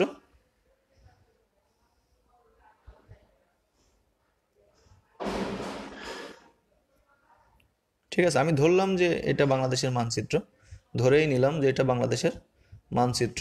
যেমন হোক সেটা দেখতে, সেটা আমার এখন হিসাব না, জাস্ট আমরা দেখব যে এটার ঠিক এই পর্যায়ে দুইটা করে স্টার মার্কিং থাকে, তাই না? তোমরা এটা খুব ভালো করেই জানো যে এখানে দুইটা করে স্টার মার্কিং থাকে এবং উপরে লেখা থাকে গণপ্রজাতন্ত্রী বাংলাদেশ। কি লেখা থাকে? গণপ্রজাতন্ত্রী বাংলাদেশ। আর নিচে লেখা থাকবে সরকার। এটাই হলো আমাদের বাংলাদেশের রাষ্ট্রীয় মনোগ্রাম। তোমরা এগুলো মুখস্থ করবে না, আমি তোমাদের কাছে সবার কাছে একটা যুক্তি উত্থাপন করি যে এগুলো কেউ কষ্ট করে মুখস্থ করবে না। তোমরা একবার খাতায় ড্রয়িং করবে স্কেচটা, তাহলে আজীবনের জন্য এই বিষয়গুলো আর কখনোই কোনোদিনও তোমরা ভুল করবে না। এটা আমার কথা মিলাই নিয়ে তোমরা একটু পড়াশোনা করো, ঠিক আছে? এগুলো তোমরা কখনোই মুখস্থ করবে না, মুখস্থ করলে একটা জিনিস বেশি দিন স্থায়ী হয় না। সো কি করা লাগবে, যে এই বিষয়গুলো একটু যদি তোমরা খাতায় নোট ডাউন করো, খাতাতে নোট ডাউন করে যদি একটু স্কেচগুলো আঁকা শেখো, তাহলেই কিন্তু হয়ে যাবে এবং খুব সহজ। এভাবে তুমি খাতার ভিতরে একটা সুন্দর মতো একটা ফিগার ড্র করে এটা রাখতে পারো যে এইভাবে বাংলাদেশের একটা মানচিত্র থাকবে, আর মানচিত্রের সাথে একটি গোল বৃত্তের মধ্যবর্তী স্থানে দুইটা স্টার, এবং দুইটা স্টারের উপরের অংশে গণপ্রজাতন্ত্রী বাংলাদেশ আর নিচেই সরকার থাকবে। জাস্ট এইটা তোমরা অ্যাপ্লাই করো, দেখবে যে আর দ্বিতীয়বার কখনোই তোমাদেরকে আর মুখস্থ করা লাগবে না। বুঝতে পেরেছো আমার কথা সবাই?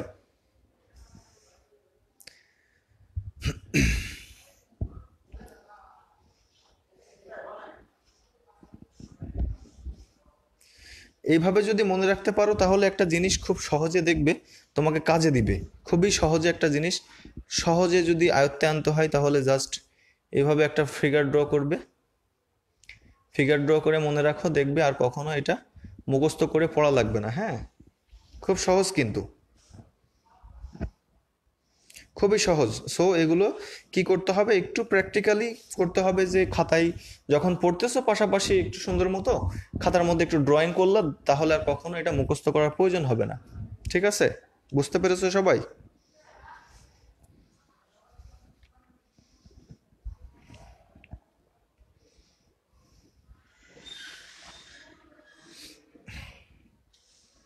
আমার কথা কি বুঝতে পেরেছো সবাই, যে কি করা লাগবে? তাহলে তাহলে স্টাডিটা কেমন ভাবে হতে হবে, যে স্টাডিটা হতে হবে এইভাবে।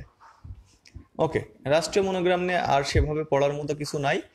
তো রিটেনের জন্য এই প্রশ্নটা আসতে পারে। সো একটু সবাই চেষ্টা করবে ফিগারটা ড্র করা শেখার জন্য, কারণ রিটেনে 2 মার্কসের জন্য আসলে তুমি লিখলে যেমন 2-2 পাবে না, ঠিক তেমনি আরেকজন, তুমি মনে করো সাপোজ লিখলে অনেক সুন্দর করে সাজিয়ে গুছিয়ে লিখলে, তুমি 2-2 পাইলে, মানে মনে করো তুমি কি 2-2 এক্সপেক্ট করো, নাকি যে ওই সুন্দর করে মনোগ্রামটা দিল পাশাপাশি সে 2-2 এক্সপেক্ট করে? এটা কিন্তু ব্যাপার। তারপরে আসবো আমাদের পরবর্তী, জাতীয় সংসদ ভবন, খুবই গুরুত্বপূর্ণ। House of nation, house of nation, জাতীয় সংসদ ভবন, খুবই গুরুত্বপূর্ণ একটা টপিকস। আজকে আমরা সব হলো জানবো বাংলাদেশের যত জাতীয় বিষয়বলী আছে যেখান থেকে প্রশ্ন হয় এবং হবে, সেগুলো। জাতীয় সংসদ ভবন খুবই সহজও বলতে পারি আমরা এটা, কিন্তু আমরা অনেকেই এগুলো বিষয় স্কিপ করে যাওয়ার চেষ্টা করি। স্কিপ করলে হবে না, স্কিপ করা যাবে না। এসব বিষয়গুলো জানতে হবে ইন ডিটেলস। এগুলো স্কিপ করা মানে নিজেকে কি বলবো আর ব্যর্থদের দলে ঠেলে দেওয়া। স্কিপ করবে মানেই ব্যর্থদের দলে ফেলে দিবা, ঠিক আছে? এটা করা যাবে না। তো হাউস অফ নেশন বা বাংলাদেশের জাতীয় সংসদ, এটার অবস্থান কোথায়? শেরে বাংলা নগরে। কোথায়? শেরে বাংলা নগর, শেরে বাংলা নগর। এবং আমরা যারা ঢাকাতে থাকি বা ঢাকাতে এসছো ঘুরতে, সবাই কিন্তু এই জিনিসটার সাথে পরিচিত, যে ঠিক রোডের সাইডে বাংলাদেশের জাতীয় সংসদ ভবন, এটা আমরা সবাই জানি। আর এর স্থপতি কে ছিলেন, এটা অনেকবার পরীক্ষাতে প্রশ্ন হয়েছে, যে হাউস অফ নেশন বা জাতীয় সংসদের স্থপতি কে? স্থপতি কে? অনেকবার পরীক্ষাতে এসছে এই প্রশ্নটি, যে জাতীয় সংসদের স্থপতি কে। এটার অপশন দিলে মনে হয় ভুল হবে, এটার অপশন দেওয়া যাবে না, কারণ এই জিনিসটা তোমরা তোমাদের পাঠ্য বইয়েও পড়েছো, তোমাদের পাঠ্যসূচিতে ছিল। সো এটার অপশন দেওয়ার কোনো মানে নেই, মিনিংলেস। সো আমার প্রশ্নটি হলো, বাংলাদেশের জাতীয় সংসদের স্থপতি কে ছিলেন। খুবই সহজ একটা ব্যাপার, এবং আমি জানি যে তোমরা সবাই জানো এটা। তোমাদের উত্তরগুলো দেখতে পাচ্ছি, অনেক এক্সপার্ট আমাদের সাথে এখানে আছে, যারা আসলে অনেক এক্সপার্ট, প্রশ্ন করার আগে উত্তর দিতে পারে, মানে কি সে অনেক বেশি পড়াশোনা করতেছে। আর যারা এইভাবে নিজেকে অনেক বেশি প্রস্তুত করে রাখতেছে তারাই কিন্তু ভালো করবে। আর এটাই কিন্তু সত্য কথা, এখানে কোনো দ্বিমত পোষণের জায়গা নাই।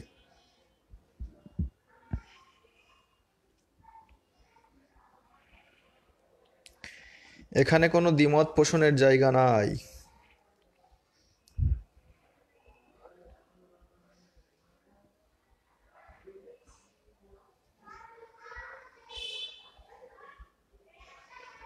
বুঝতে পেরেছো সবাই? তো তোমাদের উত্তরগুলো আমি দেখতে পাচ্ছি, উত্তরগুলো হ্যাঁ সবাই মোটামুটি সঠিক উত্তরটাই দিচ্ছে, যে হ্যাঁ লুই আইকান। তো শেরে বাংলা নগরে এটা অবস্থিত। আর স্থপতি হলো কে? Luis icon. মনে থাকবে সবার, যারা জানো তারা খুব ভালো, আর যারা না জানো তারা এই বিষয়টি নিয়ে ব্যাস জেনে ফেললা, যে আর কখনো ভুল যাতে না হয়, যে বাংলাদেশের জাতীয় সংসদের স্থপতিকে লুই আইকান। মনে থাকবে সবার? তোমাদের কি মাঝে মাঝে একটু সমস্যা হচ্ছে নাকি? না এখন তো ঠিক আছে সব? কমেন্ট নাকি এটা আগের কমেন্ট এখন আসছে আমার কাছে, সেটাও হইতে পারে। তাহলে লুই আইকান, হ্যাঁ মনে থাকবে সবার, যে জাতীয় সংসদের স্থপতি কে ছিলেন? লুই আইকান ছিলেন। হ্যাঁ, নেট সমস্যা।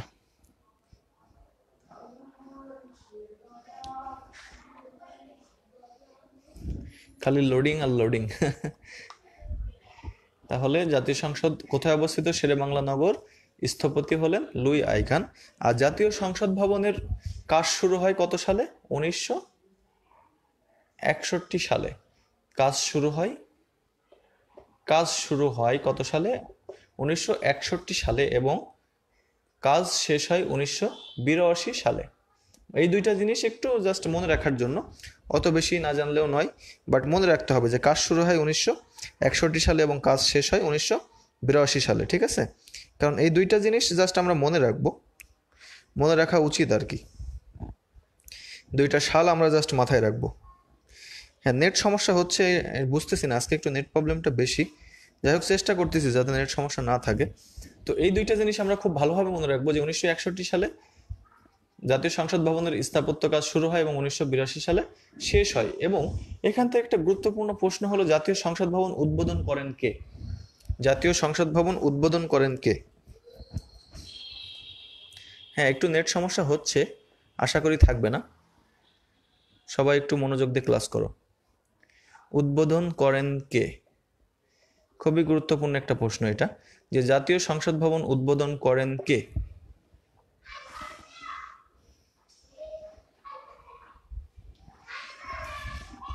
নেট সমস্যা কি এখনো ঠিক হয়ে যাওয়ার কথা? তো দেখো একটু সবাই, নেট সমস্যা কি আছে এখনো?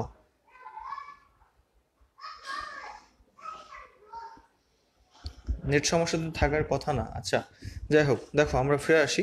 তো যেখানে ছিলাম, যে জাতীয় সংসদ ভবনের উদ্বোধন করেন কে?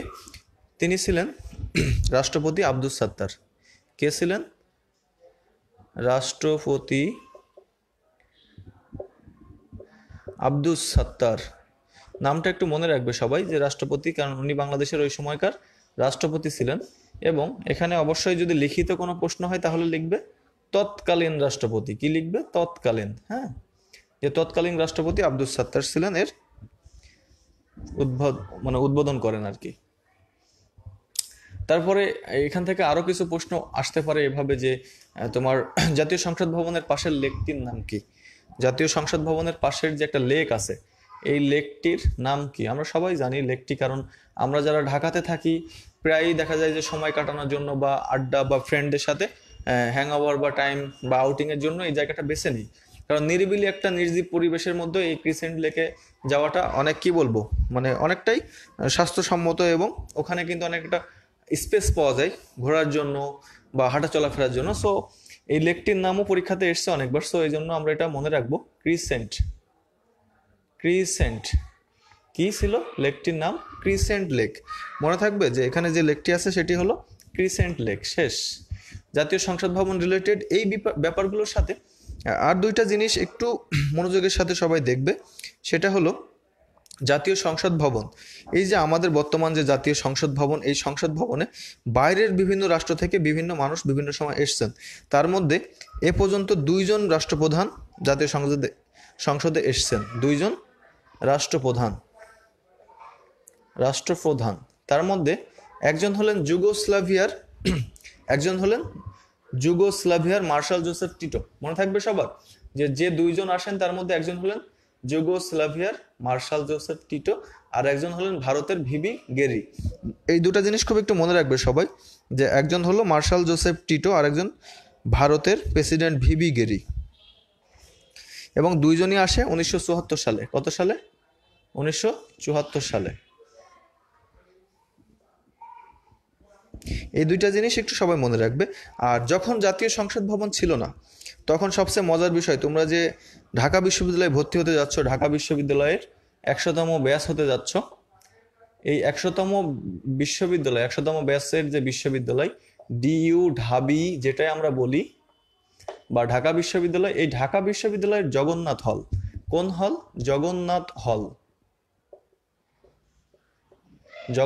হল এক সময় কি হতো, বাংলাদেশের যে সংসদ কার্যক্রম এগুলো পরিচালিত হতো কোথায়? জগন্নাথ হলে।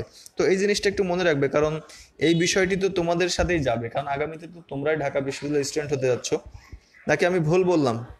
আমি কি ভুল কিছু বললাম নাকি? তোমরাই তো আগামী দিনে ঢাকা বিশ্ববিদ্যালয়ের স্টুডেন্ট নাকি? আগামী দিনে ঢাকা বিশ্ববিদ্যালয়ের স্টুডেন্ট কারা? তোমরাই তো, নাকি আমি ভুল বলে ফেললাম? বলো।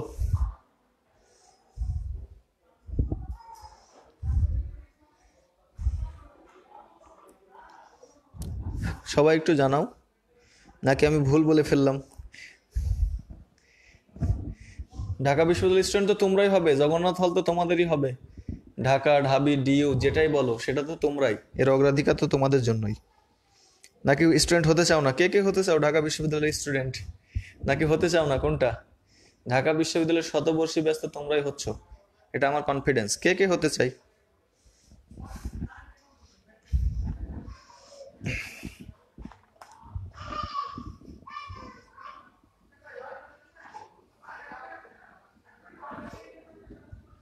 তারপরে আমরা দেখব বাংলাদেশের জাতীয় সঙ্গীত। সবাই কমেন্ট করো কে কে হতে চাই ঢাকা বিশ্ববিদ্যালয়ের শতবর্ষী ব্যাচ। বাংলাদেশের জাতীয় সঙ্গীত,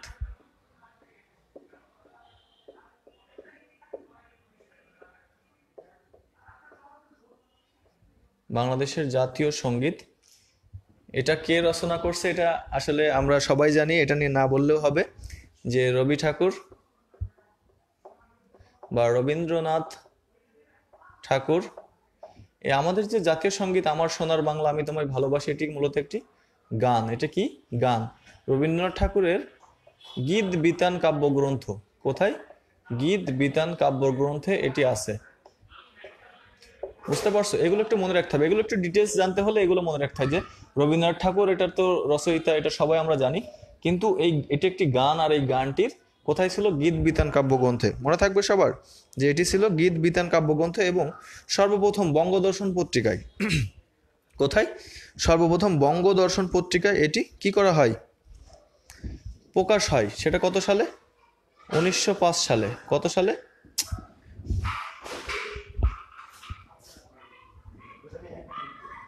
ভাই ভাই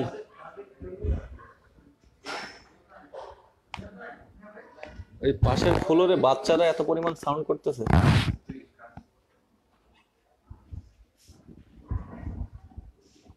তো বিষয়টা হলো যে 1905 সালে প্রথম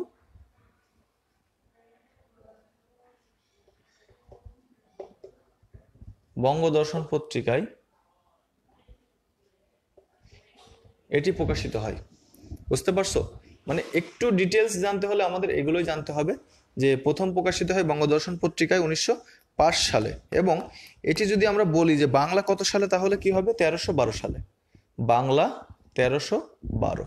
1905 সালে প্রথম বঙ্গদর্শন পত্রিকায় যখন আমাদের এই উপমহাদেশে বঙ্গভঙ্গটা হয় আর কি, মেইনলি বঙ্গভঙ্গ হয়, তখন তিনি এই বঙ্গভঙ্গের আদলে আমার সোনার বাংলা আমি তোমায় ভালোবাসি এই গানটি রচনা করেন এবং পরবর্তীতে এই গানটি আমাদের জাতীয় সঙ্গীত হিসেবে আমরা কি করছি, অন্তর্ভুক্ত করছি। সো এই যে বিষয়টি যে 1905 সাল এবং 1312 এই দুইটা সাল আমরা মনে রাখবো এমসিকিউ এর জন্য, যে রবীন্দ্রনাথ ঠাকুর তার এই যে আমাদের বাংলাদেশের জাতীয় সঙ্গীত এটি রচনা করেন 1905 সালে এবং বাংলা 1312 সাল এবং প্রথম প্রকাশিত হয় বঙ্গদর্শন পত্রিকায়।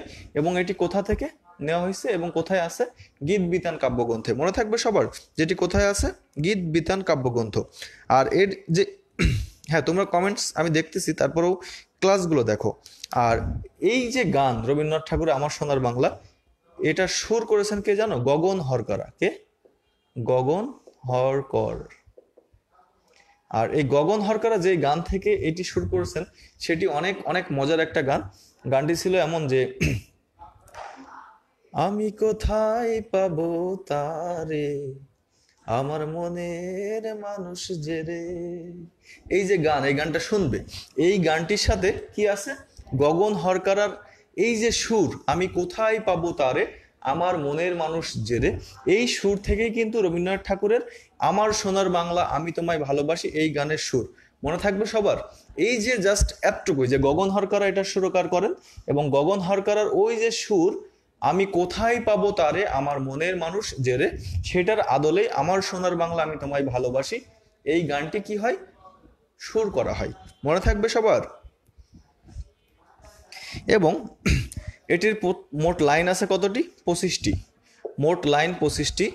আমাদের জাতীয় সঙ্গীত হিসেবে ব্যবহার করা হয় 10টি লাইন, আর যে কোনো রাষ্ট্রীয় প্রোগ্রামে ব্যবহার করা হয় প্রথম 4 লাইন। এই 3টি সংখ্যা আমরা মনে রাখবো। 25 লাইন সর্বমোট, 10 লাইন আমাদের জাতীয় সঙ্গীত হিসেবে আছে, আর রাষ্ট্রীয় যে কোনো প্রোগ্রামে আমরা ব্যবহার করি 4টি লাইন। ঠিক আছে? আমার মনে হয় না যে তোমাদের আর কোনো সমস্যা এটা নিয়ে হবে কখনো। হ্যাঁ, এই বাজে কমেন্ট করা যাবে না, বাজে কমেন্ট করা যাবে না, সবাই ক্লাসে মনোযোগ দাও।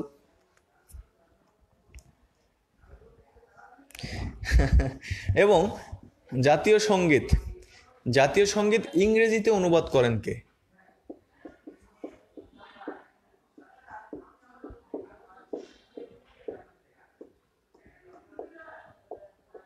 জাতীয় সঙ্গীত ইংরেজিতে অনুবাদ করেন সৈয়দ আলী আহসান। কে? সৈয়দ আলী আহসান। তো এই হলো ব্যাপার যে ইংরেজিতে অনুবাদ করেন সৈয়দ আলী আহসান। এবং এই পুরো ব্যাপারটা আমরা মাথার মধ্যে ইনপুট দিয়ে রাখবো, কারণ এটা আমাদের জাতীয় বিষয় বলি। সো এটা খুবই গুরুত্বপূর্ণ একটা জায়গা আমাদের সকলের জন্য, কারণ আমাদের ভর্তি পরীক্ষা এখানে জাতীয় সঙ্গীত রিলেটেড যে কোনো প্রশ্ন বা যে কোনো কিছুই যদি আসে, তাহলে আমরা খুব সহজেই জাস্ট এই তথ্যগুলো মাথায় রাখলে কি করতে পারবো, এটা সম্পর্কে লিখিত বা এমসিকিউ যেটাই আসুক আমরা খুব ভালো করতে পারবো। এবং আমি জানি যে তোমরা সবাই এটা অনেক ভালো করবে, কারণ ভালো করা উচিত, ভালো করা উচিত তোমাদেরকে। হ্যাঁ, তো এখান থেকে জাস্ট এগুলোই আমরা জানবো। এবং সৈয়দ আলী আহসান ইনি জাহাঙ্গীরনগর বিশ্ববিদ্যালয়ের এনার হলো সমাহিত করা হয়েছে, উপাচার্য ছিলেন। সো এই যে বিষয়গুলো আমরা এগুলো সম্পূর্ণভাবে মাথায় রাখবো যে রবীন্দ্রনাথ ঠাকুর এটা একটা গান ছিল, গানটি ছিল গীত বিতান কাব্যগ্রন্থে 1905 সালে বঙ্গদর্শন পত্রিকায় প্রথম প্রকাশিত হয়, আর 1312 বাংলা সাল। দেন এটা হলো সুর করা হয় গগন হরকরার আমি কোথায় পাবো তারে আমার মনের মানুষ জেরে, এটা অনুসারে। দেন এটা হলো মোট 25 লাইন ছিল, 10 লাইন আমাদের জাতীয় সঙ্গীত হিসেবে ব্যবহৃত হয়, আর 4 লাইন হলো ব্যবহৃত হয় আমাদের রাষ্ট্রীয় যে কোনো প্রোগ্রামের জন্য। আর সর্বশেষ যে ব্যাপার, ইংরেজিতে অনুবাদ করেন সৈয়দ আলী আহসান। শেষ।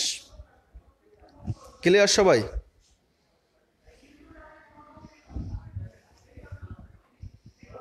এই তথ্যগুলো আমরা জাস্ট খুব ভালো করে মনে রাখবো।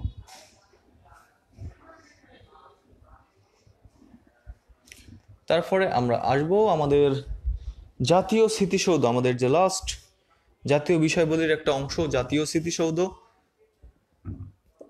খুবই গুরুত্বপূর্ণ। জাতীয় বিষয়বলি আসলেই খুব গুরুত্বপূর্ণ। আমাদের যাদের বাড়ি উত্তরবঙ্গ, দক্ষিণবঙ্গ, যারাই ঢাকাতে আসি নবীনগরে দেখতে পাই, নবীনগর সাভার ঢাকা। হ্যাঁ, এটার অবস্থান কোথায়? নবীনগর সাভার ঢাকা। এই যে এখানে আমাদের জাতীয় স্মৃতিসৌধ। আর এখান থেকে একটা প্রশ্ন, খুব কমন প্রশ্ন পরীক্ষাতে আসে, সেটা হলো জাতীয় স্মৃতিসংঘের স্থপতি কে?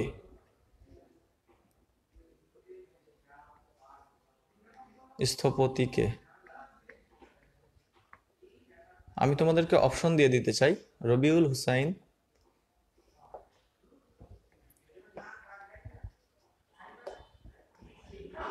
মাইনুল ইসলাম, তারপরে আমি তোমাদেরকে অপশন দিতে চাই আব্দুল্লাহ খালেদ,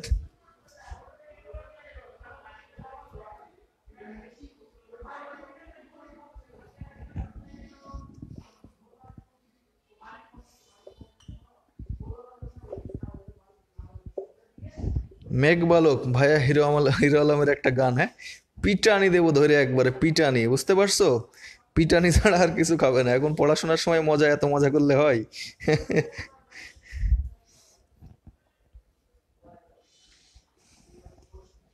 হ্যাঁ, এস এম নাসিম ইসলাম বলেছে আমার বাসার পাশে। হ্যাঁ, তোমার বাসার পাশে, এটা আমরা জানি। তো এই তিনটি অপশনই থাকলো যে স্থপতিকে নবীনগর সাভারে অবস্থিত স্থপতি হলো মাইনুল ইসলাম। খুবই গুরুত্বপূর্ণ একটা প্রশ্ন, পরীক্ষাতে অনেকবার এসেছো, এবারও আসবে, আগামীতেও আসবে, এতে কোনো মিস নাই। হ্যাঁ, এখন আমরা জানবো যে জাতিসংঘের স্মৃতিসৌধের মোট ফলক আছে কয়টি? 7টি। এই 7টি ফলক সম্পর্কিত যে জ্ঞান, যে 7টি ফলক দ্বারা কি কি বোঝায়? 7টি ফলক দ্বারা বোঝায় 1952 এর ল্যাঙ্গুয়েজ মুভমেন্ট বা ভাষা আন্দোলন, 1954 এর যুক্তফ্রন্ট নির্বাচন। এটা কখনো ভুলবে না, কারণ এগুলো তোমার নিজের ধারক ও বাহক। 1956 ইসলামী প্রজাতন্ত্র,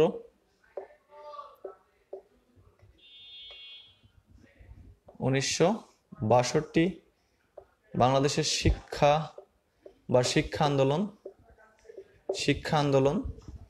1966 6 দফা, এটা সবাই আমরা জানি, 6 দফা।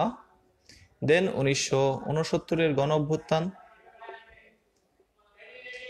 এবং 1971 সালের মুক্তিযুদ্ধ।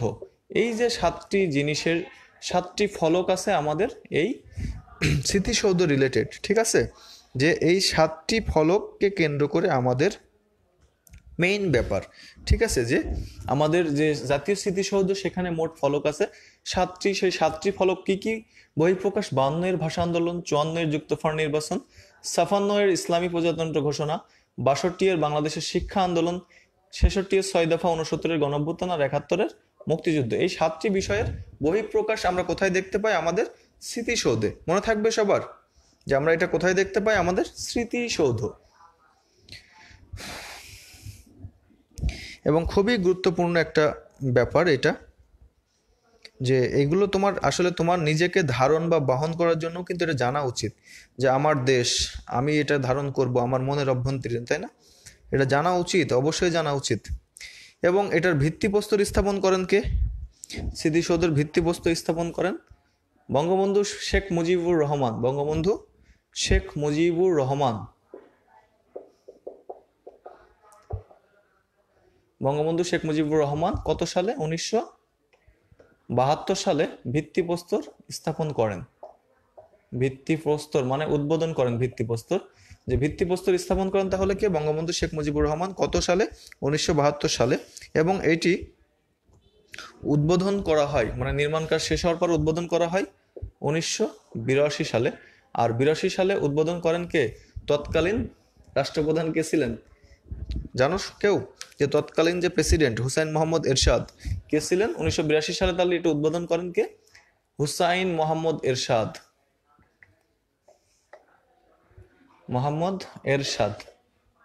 তো এই হলো ব্যাপার। এই দুইটা জিনিস আমরা এর সাথে জেনে নেব, তাহলে এনাফ। তো আজকের এই বিষয়গুলোর মধ্যে, জাতীয় বিষয়গুলোর মধ্যে যা যা আমরা পড়লাম, প্রিলি এবং রিটেন দুইটার জন্যই কিন্তু গুরুত্বপূর্ণ। যেমন আসতেই পারে পরীক্ষাতে যে বাংলাদেশের জাতীয় স্মৃতিসৌধের মেইন বা মূল প্রতিপাদ্য বিষয়গুলো কি কি, তখন তুমি উত্তরে কি দিবা? যে মূল প্রতিপাদ্য বিষয়ের মধ্যে কি কি আছে? এই যে উল্লিখিত 7টি ঘটনা, এগুলো দিয়েই তুমি সুন্দর করে লিখে আসতে পারবে। এখন চলে আসবো বাংলাদেশের প্রাচীন জনপদে। আমি বলেছিলাম এটা তোমরা মুখস্থ করো, মুখস্থ করাটা বাদ দিতে হবে। তো সেই মুখস্থ করাটা বাদ দিয়ে আমরা কিভাবে এটা মাথায় রাখতে পারি সেই জিনিসটা আমরা একটু আজকে খুব ভালো করে শিখে নিব, যাতে আমাদের কখনো এই জিনিসটা আর কোনো দিন ভুল না হয়। হ্যাঁ, দেখো দেখা যায় কিনা, আচ্ছা দেখি, আঁকাই আগে বাংলাদেশের মানচিত্র অঙ্কন করি। দেখো সবাই, আমরা ধরে নিব যে এটা একটা বাংলাদেশের মানচিত্র, কারণ মানচিত্রে তো আসলে এক্সাক্ট পয়েন্ট টু দ্য পয়েন্টে না আঁকাইতে পারলে সেটা মানচিত্রের আকার ধারণ করা খুব টাফ। তারপরেও আমি চেষ্টা করছি যে একটা বাংলাদেশের মানচিত্র মনে করে নাও সবাই এটা, যে এটা একটা বাংলাদেশের মানচিত্র। আমরা ধরেই নিচ্ছি যে এটা বাংলাদেশের মানচিত্র। হ্যাঁ, নিচেই হয়তো তোমরা দেখতে পাচ্ছ না, তারপরেও যে আমরা এটা ধরে নিলাম এটা বাংলাদেশের একটা মানচিত্র।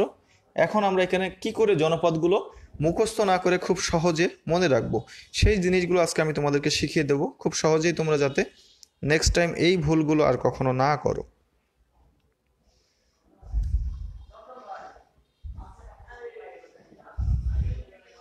তারপরে দেখো এখানে আমি ভাগ ভাগ করে আজকে এমনভাবে সুন্দর করে শেখাই দিব যাতে তোমরা কখনো আর কখনোই এই বিষয়গুলো নিয়ে কোনো ধরনের কোনো প্রবলেমে না পড়ো।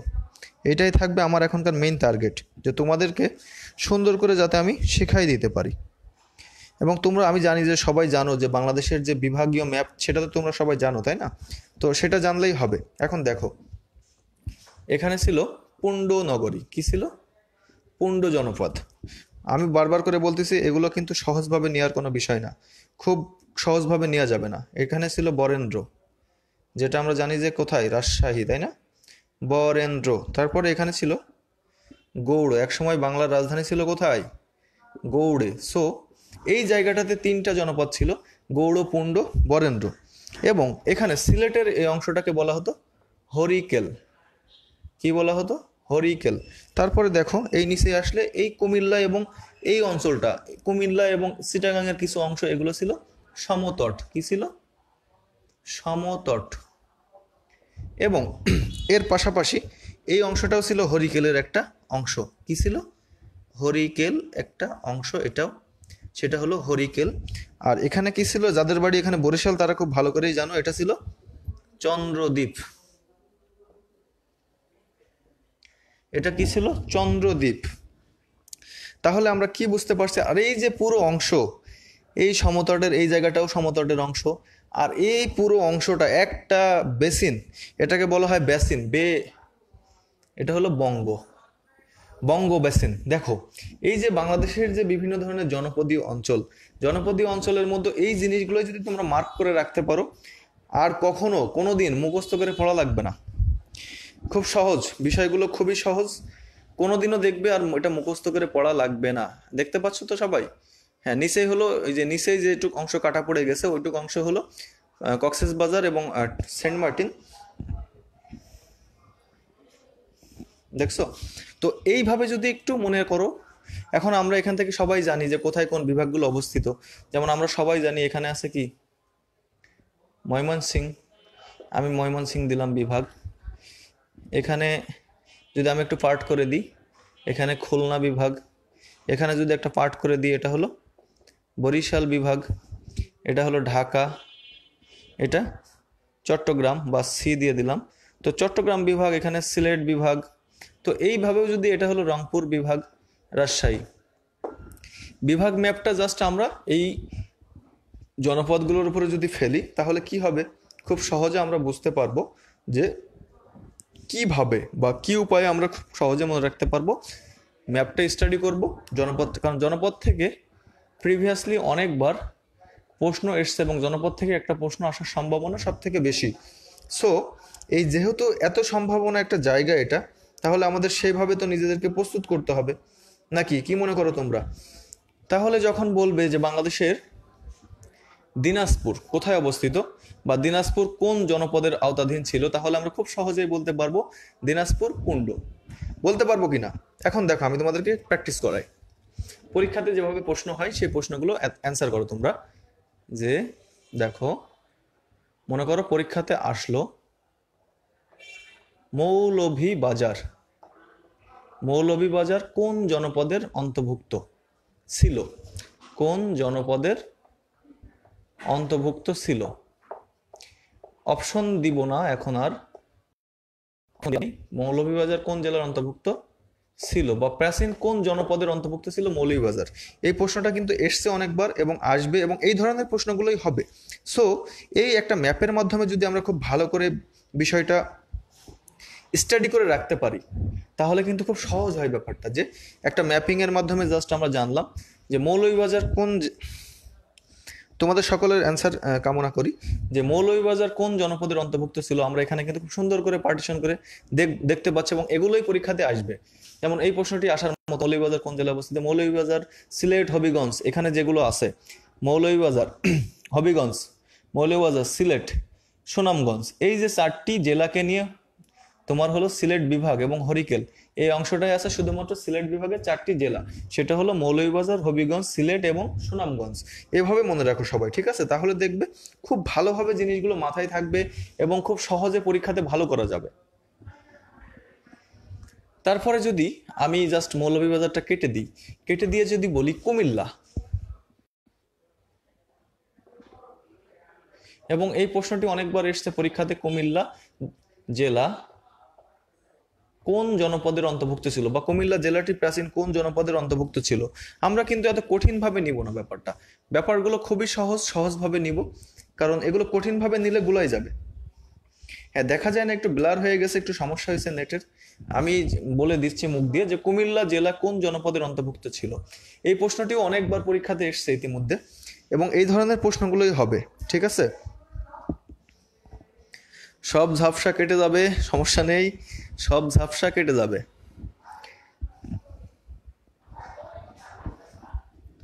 তো এটাই হলো প্রশ্ন, যে কুমিল্লা জেলা কোন জনপদের অন্তর্ভুক্ত ছিল। সেটা হলো এই যে এখানে দেখো, এই অংশটুকু কুমিল্লা এবং চট্টগ্রামের কিছু অংশ, এগুলো সবই ছিল কোথায়? সমতটে। এবং এইভাবে কিন্তু পরীক্ষাতে প্রশ্নগুলো হয়। সো কি করা লাগবে আমাদের? তাহলে এভাবে একটা ম্যাপ স্টাডি করব, এবং ম্যাপ স্টাডির মাধ্যমে আমরা খুব সহজে আমাদের বাংলাদেশের যে জনপদগুলো আছে সেগুলো মনে রাখার চেষ্টা করব। তারপরে এই যে এখানকার এই প্রশ্নগুলো হয়, যে নওগাঁ বা চাঁপাইনবাবগঞ্জ, আগে তোমাকে জানতে হবে জেলা ম্যাপ, বিভাগীয় ম্যাপ, তারপরে জনপদ ম্যাপ। কারণ জনপদ ম্যাপটা আগেই যদি তুমি মুখস্থ করতে যাও, তাহলে তুমি বাংলাদেশের কোথায় কোন জেলা, কোথায় কোন বিভাগ, এগুলো না জানলে কি হবে, তোমার অবস্থান নির্ণয় করতে অনেক কঠিন হয়ে যাবে, যে এই অবস্থানে কোন জেলাটি ছিল, বা এই অবস্থানে বাংলাদেশের কোন বিভাগের কোন অংশটি পড়ে। এই জন্য আগে ম্যাপ স্টাডি করবা, বিভাগের ম্যাপ, জেলার ম্যাপ, তারপরে তুমি এর উপরে জনপদের ম্যাপটা স্টাডি করা শুরু করবে। তাহলে দেখবে ব্যাপারটা তোমার কাছে খুব সহজ মনে হবে। বুঝতে পেরেছো সবাই?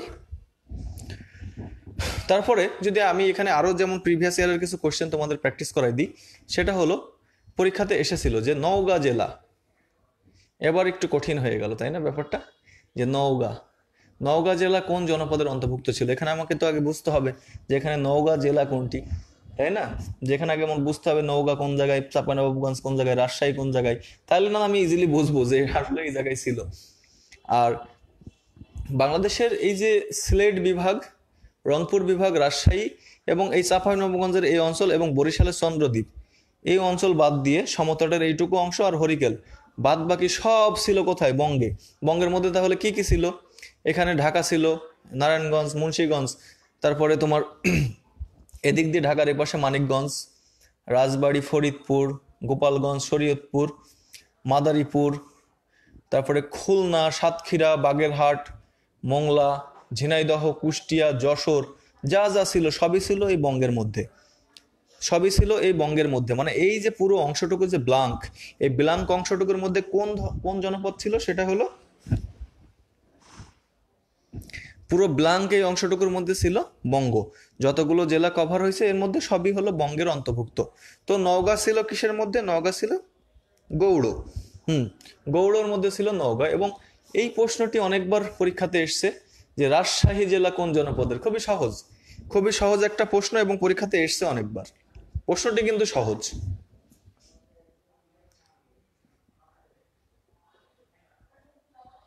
রাজশাহী জেলা কোন জনপদের অন্তর্ভুক্ত ছিল? তাহলে সেক্ষেত্রে আমরা খুব সহজেই বলতে পারবো রাজশাহী জেলা বরেন্দ্রের অন্তর্ভুক্ত ছিল। তো আমরা এগুলো একটু ভালো করে স্টাডি করব, ম্যাপ স্টাডি করার মাধ্যমে আমরা বাংলাদেশের যে জনপদীয় অঞ্চলগুলোর মধ্যে কোন জনপদটি কোন অঞ্চলে পড়ে, কোন বিভাগ কতটুকু কভার করে, কোন জেলা কতটুকু কভার করে, জাস্ট সেটা যদি আমরা আইডিয়া রাখতে পারি তাহলে কি হয়, খুব সহজে আমরা বলতে পারি যে বাংলাদেশের এই অঞ্চলগুলো প্রাচীন এই জনপদের মধ্যে পড়ে। আমি যাতে নেক্সট টাইম আর তোমাদের কাছ থেকে এই ধরনের কোনো অভিযোগ না পাই বা এই ধরনের কোনো সমস্যা না শুনি যে ভাই জনপদ বিষয়টি পড়বো কিভাবে। তো প্রথমে তোমার কাজ হবে জেলা এবং বিভাগীয় ম্যাপ স্টাডি করা, তারপরে এর উপরে জাস্ট এই জনপদগুলো বসানো, যে কোথায় কোন জনপদ, এবং শেখা যে এই জনপদগুলোর আওতাধীন এই। জাস্ট এতটুকু যদি তুমি শিখতে পারো, এতটুকু যদি তুমি মনোযোগের সাথে স্টাডি করতে পারো, তো তোমার নেক্সট টাইম আর কখনো কি করা লাগবে না, যে বাংলাদেশের যে জনপদ, প্রাচীন জনপদ কোন কোন অঞ্চলে কোন কোন জনপদ ছিল সেগুলো তোমাকে কখনো জানতে হবে না বা মুখস্থ করা লাগবে না, খুব সহজ। এবং এই পুরো জিনিসগুলো আমি যা তোমাদেরকে পড়াইছি সবই জানো যে আমি আমার নিজের একটা বই আছে জিকে পাওয়ার, আমাদের ইউনিক পাবলিকেশনসের। এই বইটি যারা যারা সংগ্রহ করনি এখনো সংগ্রহ করে নাও। ঢাকা বিশ্ববিদ্যালয়ের জন্য সব থেকে ভালো সহায়ক হবে এই বইটি, জিকে পাওয়ার। এবং এই ধরনের ম্যাপিং এর মাধ্যমে এগুলো সুন্দর করে সব বোঝানো আছে। একটি বই তোমার জন্য এনাফ, বাংলাদেশ ও আন্তর্জাতিক রিলেটেড। সো এবং আমি নিজেই রাইটার, নিজেই ক্লাস নিই, বুঝতেই পারছো যে বইটি কেমন মানের হতে পারে। যারা যারা ইতিমধ্যে পেয়েছো তারা তো পেয়েছোই বা বই সংগ্রহ করেছো, আর যারা করনি তারা করে নিও, কারণ কাজে দিবে। ভালো মানের একটা বই আসলে ভালো কিছু বই আনতে সাহায্য করে। তো আজকে আর বেশিক্ষণ করব না, অনেক হয়েছে, আজকের মতো শেষ করব। তো কেমন লাগলো ক্লাস বলো, সবাই একটু জানাও যে লিমন ভাইয়ের ক্লাস কেমন লাগলো সবার, বা ক্লাস আগামীতে তোমাদের জন্য আরো ক্লাস সেট করতে হবে, রিটেন ক্লাস সেট করতে হবে, অনেক ক্লাস বাকি এখনো, এবং খুব শীঘ্রই আরো ভালো ভালো অ্যানাউন্সমেন্টের মাধ্যমে ক্লাসগুলো করাই দিব, এটা নিয়ে কোনো সমস্যা নেই।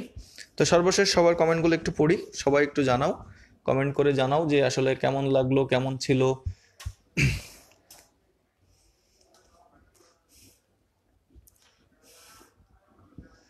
আর তোমরা জানোই যে আমি নিজে তোমাদেরকে অ্যানাউন্স করে রাখছি যে আমার প্রত্যেকটা ক্লাস, স্বপ্ন পূরণের প্রত্যেকটা ক্লাস তোমরা শেয়ার ও মেনশনের মাধ্যমে সবাইকে জানিয়ে দিলে আমি টপ 5কে উইনার ঘোষণা করি। সো এখন থেকে তোমরা ইতিমধ্যে দেখেছো যে অনেকেই গতবারের উইনার যারা হয়েছে তাদেরকে আমি বই পাঠিয়ে দিয়েছি, আগামীতেও দিব। কারণ তোমার এই একটি শেয়ারের মাধ্যমে হবে কি আরো 5 জন 10 জন উপকৃত হবে। এটা কিন্তু আমাদের কোনো লাভ নেই, আমাদের ইচ্ছা হলো অ্যাক্সেস করা, যে সবাই আমাদের অ্যাক্সেসের আওতায় আসুক, আমাদের এই প্ল্যাটফর্ম সবাই ইউজ করুক, এটাই হলো আমাদের মেন উদ্দেশ্য। তোমার একটা শেয়ার, একটা মেনশনের মাধ্যমে যে একজন উপকৃত হচ্ছে তা কিন্তু নয়। দেখা যাবে তোমার ওই একটি শেয়ার করা ভিডিও থেকে তোমার ফ্রেন্ড লিস্টে, তোমার টাইমলাইনে করলে সেখান থেকে আরো 20 জন 50 জন অ্যাডমিশন ক্যান্ডিডেট, তারা খুব ভালোভাবে কি করতে পারবে, খুব ভালোভাবে আমাদের এই প্ল্যাটফর্ম ইউজ করে নিজেকে প্রস্তুত করতে পারবে। আমরা চাই যে সর্বোচ্চ সংখ্যক স্টুডেন্ট বাংলাদেশে যারা এখন বর্তমানে কি আছে একবারে অসহায়ত্বের মতো, যে কোনো গাইডলাইন নাই, গাইডেন্স নাই, একবারে অতল সমুদ্রে, মানে একবারে সমুদ্রের মাঝখানে পড়ে গেছে, এই জিনিসগুলো কি করতে হবে, মিনিমাইজ করে এনে তাদেরকে কিভাবে বি কনফিডেন্ট করা যায়, যে আগামীতে যে একটা বড় চ্যালেঞ্জিং মোমেন্ট আসতেছে সেই জায়গায় কিভাবে তারা ভালো করতে পারে, সেই বিষয়টির জন্যই কিন্তু আমাদের এই পথ চলা স্বপ্নপূরণ বিশ্ববিদ্যালয় ভর্তি কোচিং পরিবার। এবং এই জন্যই আমরা নিজ জায়গা থেকে ঘোষণা করছি যে তোমাদেরকে পুরস্কার ঘোষণা দিব, পুরস্কার দিব বই। সেটার প্রধান কারণ হলো যাতে আমাদের এই প্ল্যাটফর্মটা আরো অনেক দূর পর্যন্ত অ্যাক্সেস করুক, বা এই প্ল্যাটফর্মটা আরো অনেক মানুষ ইউজ করতে পারুক। তো এইটাই হলো মেন উদ্দেশ্য। এবং তোমরা অনেকেই অভিযোগ করতেছো যে ভাইয়া রাইট টাইমে নোটিফিকেশন পাই না, এটা সহজ উপায় আমি তোমাদেরকে শিখিয়ে দিয়েছি, যে আমাদের যে পেজ স্বপ্নপূরণ, এই পেজে তোমরা 5 স্টার রেটিংসটা দিবা। 5 স্টার রেটিংসটা দিলে হবে কি যে তুমি ওখানকার সর্বোচ্চ সংখ্যক ইউজার হিসেবে বা সর্বোত্তম ইউজার হিসেবে গ্রহণযোগ্য হবে, এবং ক্লাস শুরুর সাথে সাথে তোমার ফোনে নোটিফিকেশনটা চলে যাবে। সো এই পলিসিটা তোমাদেরকে মেনটেন করতে হবে, যে আমাদের স্বপ্নপূরণ বিশ্ববিদ্যালয় ভর্তির যে পেজ, এই পেজে স্বপ্নপূরণ পেজে তোমাদেরকে কি করতে হবে, 5 স্টার রেটিংসটা দিয়ে রাখতে হবে, তাহলে এই ধরনের প্রবলেমটা আর হবে না। তো ঠিক আছে, সবাই অনেক অনেক ভালো থাকো, অনেক অনেক পড়াশোনা করো, সুস্থ থাকো, এটাই আসলে কামনা। আগামী দিন পর্যন্ত সবার সুস্থতা কামনা করে আবার হয়তো কোনো একটা ইভেন্টে দেখা হয়ে যাবে, সেই পর্যন্ত সবার সুস্থতা কামনা করি। এবং আমাদের স্বপ্নপূরণ বিশ্ববিদ্যালয় পরিবার সবার জন্য তোমাদের দোয়া এবং আমাদের জন্য তোমরা দোয়া করবে যাতে সুস্থ থাকতে পারি, সুস্থ থেকে তোমাদের কোর্সগুলো কমপ্লিট করাতে পারি এবং তোমাদেরকে আরো বেশি প্রস্তুত করে দিতে পারি। তো ঠিক আছে, আজকে এই পর্যন্তই। আগামীতে ইনশাল্লাহ আবার দেখা হবে। সেই পর্যন্ত সবাই অনেক অনেক ভালো থাকো। আল্লাহ হাফেজ।